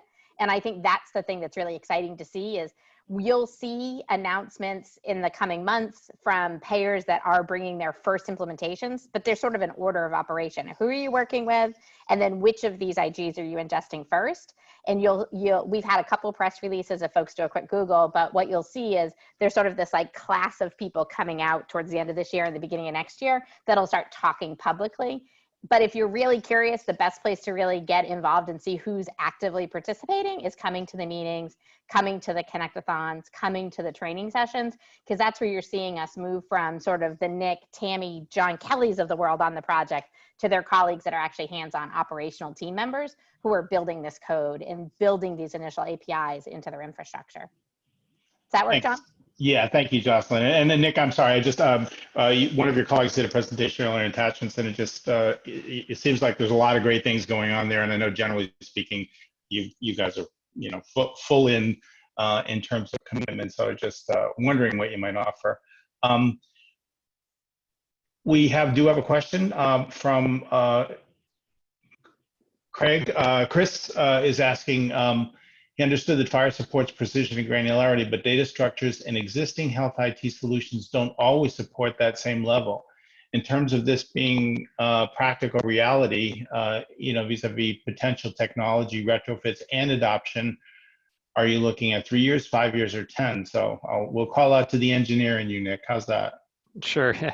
So, as a technologist, I'm always optimistic that we can, get this stuff done, quickly in a, year or two. But of course, in practice, yeah, there are some practical challenges in many payer organizations, especially because, many of them have grown up through acquisition processes, and they have a diversity of internal systems, with records for claims and multiple different clinical repositories. The same thing applies on the provider side as well. Our partners in the network provider space. So there's a lot of heavy lift integration, back-end integration work that has to be done in order to enable those interactions to take place.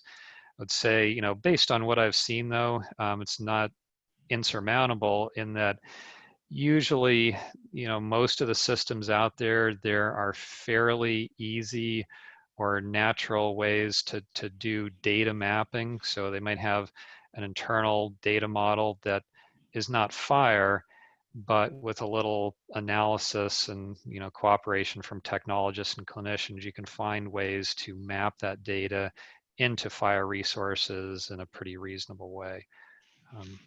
So it's but it's going to take a number of years until everybody's able to get fully on board, and it'll be kind of piecewise, where they'll support some data domains initially and then gradually add on more and more, sort of in a staged delivery model. Thank you, Nick. And I would encourage Chris to go look at the work. If you think about the Da Vinci project really kicking off almost 5 years ago, the work that, not Da Vinci, the Argonaut project, the mapping to US CDI, the kind of underlying genius of the work that ONC is doing to align everybody around US CDI, you might pleasantly find that we're further ahead than you might think we are. It's that last mile, obviously, is the work that I think Nick is talking about, but there has been some great work going on for a number of years now. So with that, I think we're up on the hour here at 3:02, and I believe, Rob, you have a session to close out the day with. And thanks again for Tammy, Nick, great presentation. I know a lot of people found it very enlightening. Thank you, John, and let me add my thanks to Tammy and Nick, not just for their presentation, but for their leadership in this area. Yeah, we want to move into our last session of the day and really sort of bring it all together and talk about some of the efforts that WEDI is taking on to move the ball down the field. I'll give you a quick background piece. There was a number of us at a WEDI meeting that sort of had a sidebar and said, hey, in absence of action from the federal government, maybe the industry can move ahead with some of these key issues, especially on attachments and prior auth and some of these issues. And one of those individuals was Dave Helgen. You'll see his photo here. He's Administrative Simplification Program Director for the Minnesota Department of Health. I also wanted to recognize the efforts of Brian Morgenthaler from United. So we got together, we created an administrative automation task group under the WEDI umbrella. And then we realized that we could be greatly assisted with one of the wonderful industry leaders. And so we were able to secure the services of John Zimmerman, now who is CEO of Holland Solutions, but he is also, importantly, the recipient of the Lewis B. Sullivan Award, the highest award that WEDI offers to the industry. So John was very kind to join with the small group and has been a wonderful leader. So we move forward with our efforts with the AATG. And with that, I wanted to turn it over to John. Well, Rob, that was mighty nice of you to say those kind words. So thank you. I think I'll stay off. You don't need to see my face. You just saw it in the previous slide. So here goes. Look, I am very delighted to work with Rob and Dave as the co-chairs to try to figure this out. In the days gone by, right, we started with administrative simplification. But all of the great progress that we've seen gives us an opportunity to shoot for administrative automation and really take it to the next level. I really appreciated the presentation by Nick and Tammy about, here's the state of the art of where we are with Da Vinci. Let's talk about where we are in the industry for a second, right? We still know, and we still are faced with dealing with highly fragmented systems that are, the data's disconnected. It creates a tremendous amount of unfortunate rework that consumes dollars that should be going to care, not for administration. And it's very expensive in getting more so, which is why we're also focused in this area as an industry. So we need to get to aligned, automated, and simple that gives the access and serves the information to the provider side in a simple, seamless, accurate, and I would argue valuable way. What we saw earlier today, right, is that these issues, we believe, with all the technology in the world that we have today, they're fixable and they must be fixed. So what can we do to start to bring our collective attention to these areas? Can you make the next slide go, Michael? I hit my keyboard, but I'm not supposed to. Okay. So sorry for the fuzzy picture, but what I think I just saw in like 2 slides ago from Nick is the actual demonstration of the power of and. There were great presentations earlier today about progress being made with 275s to automate the attachment side. We just saw that there's FHIR and X12 together, creating that power of and. I think the world today, by the way, this is the Monongahela and Allegheny rivers coming together to form a new river called the Ohio River there in Pittsburgh. That's confluence. That's the power of and. And if you go to the next slide, please, Michael, okay? What we just saw, Nick, it was a great visual I hadn't seen before of the X12 standards and the FHIR standards dealing with this new world. We also know that in this new world, we must establish digital trust. There's a very important, you have to put your business at risk to some degree by getting into this virtual world, but we have to have trust and safety and security. And we all know that the world has moved from physical to way more virtual than it's ever been before. Almost like a decade worth of progress was foisted upon us in just a few months. I'm going to stop here for a second. Dave, could you provide some of your comments and how this kind of material relates to the experiences we've had at WEDI and in the summer and the study and survey that we've done? Because we think we're seeing a real body of evidence come and there's action to be taken. So Dave, would you mind adding a few comments from your perspective, please?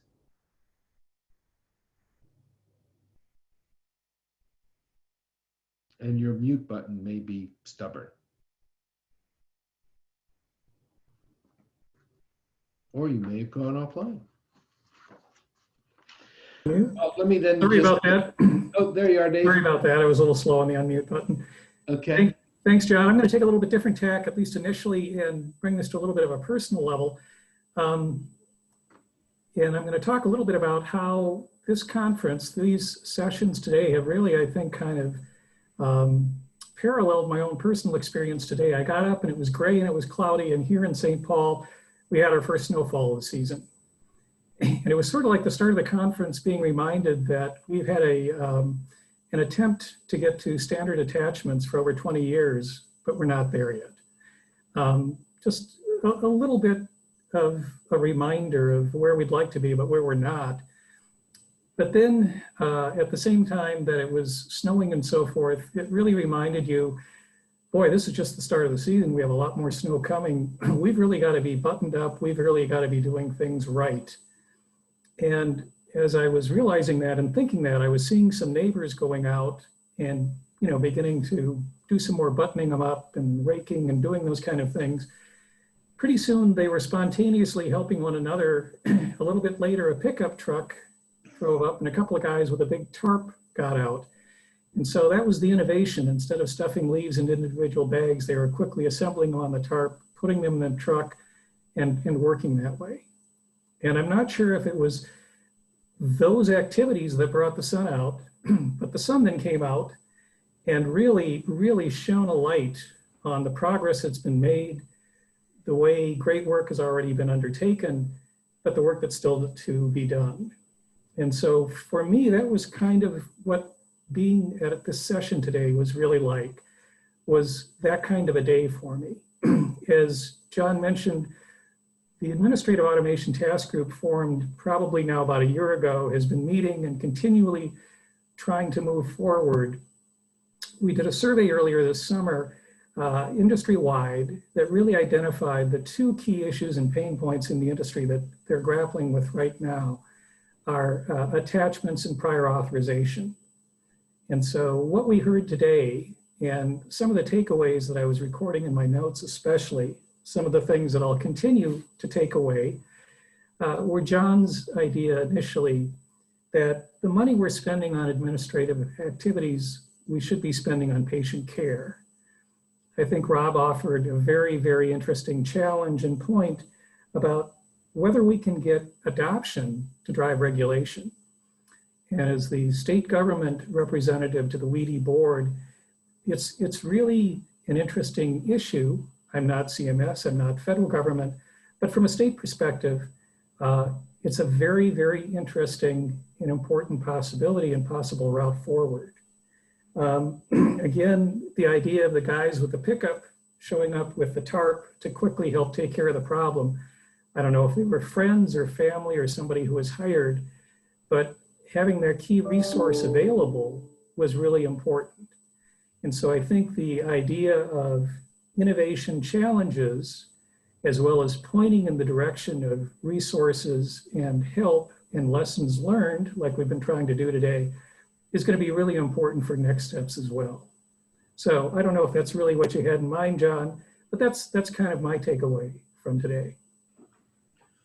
Dave, it's absolutely what we had in mind. And as you and Rob and I and so many others have been discussing, it's really time to act. We've done a lot of thinking, we've done a lot of surveying, and I think we have some hypotheses, and some of which I think Rob sent to me this morning, one of which was highly aligned with some of the things we've been thinking. So if you go to the next slide, please, Michael. One of the most important things I think that is a fundamental for our thinking is we know that this journey must take place or must continue. We know that in order to start a journey, you have to start from where you are. There's no other place to start from. So I think part of the question that Nick answered and all the great work from Da Vinci, it's extremely important to recognize exactly where we are. And that means what systems we have on both sides, the payer and the provider, what's going to make a difference to get this started, and how can it be consumed in an effective way. To quote one of the great folks at United, one of the most important words they used earlier in a meeting this week with us was, it's got to be in the workflow. If it's not in the workflow, it doesn't count. So I think there's two very important keys as we think about going forward. Start from where you are, must be in the workflow. If we can figure out using technology in the middle to make it easier to get the right material available and consumed in the processes, we will start to address the pain. So as members of the Administrative Automation Task Group, we're looking for willing and capable, the coalition of the willing and the coalition of the capable. Who will join us in working through this? So we're going to be reaching out to you, Jocelyn and Da Vinci, and see where we can find some real short-term and long-term synergies to be able to get on this journey. And we invite so many others because everybody's in a different place.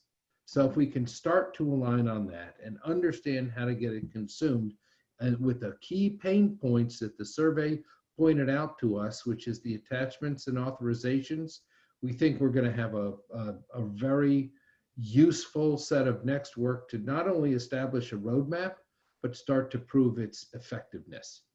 So we're looking for help to create a real national roadmap under the guise of WEDI and their charter to reduce administrative burden in healthcare. So we ask you to bring your experience, your drive, your successes, equally importantly, your challenges, and bring your partners as we move from research into convene, which is really what we're calling for today. So if we can convene, then we can create a roadmap, get some early wins to transform, and then get to achievement. Nick and John, to the questions and the discussions you just had a little bit ago, it's going to take some time, but it's never going to happen if we don't start to recognize where we are, recognize where we're trying to get to, which is in the workflow, convene as a collaborative group, and build a roadmap that we all believe in. So the pain's real, but we believe with the technology in the world, the solutions are viable. Together and only together we can do this. The time is now, right? And there's nobody else who can do this but the people who are in this community. So please join, and we would welcome your emails, your thoughts, your ideas going forward. Michael, that's the end of our prepared remarks, and certainly I can speak for Dave and Rob. We're open for questions, so please don't hesitate to fire away, and we'll certainly take them after the fact as well.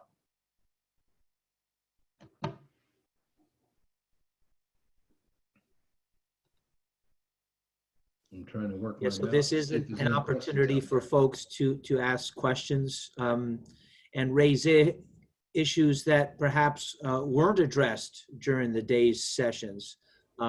I will just add to Dave's St. Paul, Minnesota analogy and say, really what we're all looking for is warmer weather. In the literal and the figurative sense that, we're looking for a better environment where we're spending less on moving paper from place to place, from refilling fax toner, and moving to a place where data can flow really to improve patient care. And I think that's certainly what we've seen, the vision coming out of ONC. But I also think, and we've raised this issue throughout the day, and that is, I don't think we can wait for the government. I think we've tried that. We've had years and years of sort of waiting, sitting, expecting the government to tell us what to do. I think we need to do the right thing, and I believe the government will follow that direction if we have a consensus within the industry. And I don't think there's any group out there in a better position to bring the key stakeholders together on this, in the creation of this roadmap than WEDI. So I'd certainly be interested to hear folks make comments in the chat. And as John said, we have our email addresses available to reach out after the event.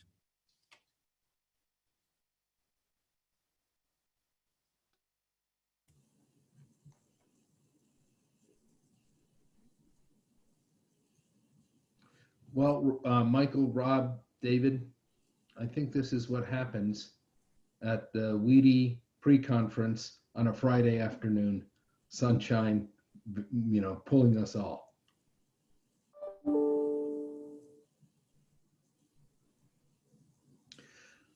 Then for all those who are joining the conference next week, have a great and enlightening week. I think the kickoff with the morning chat with Don Rucker is going to be extremely enlightening, and there's a very robust agenda. And this is extraordinarily important work that WEDI continues to lead. So we'll see you all throughout the conference and hopefully somewhere in the future. Okay? Thank you, John, David, Rob. Have a great day, folks. Have a great weekend. Thank you. Thank you.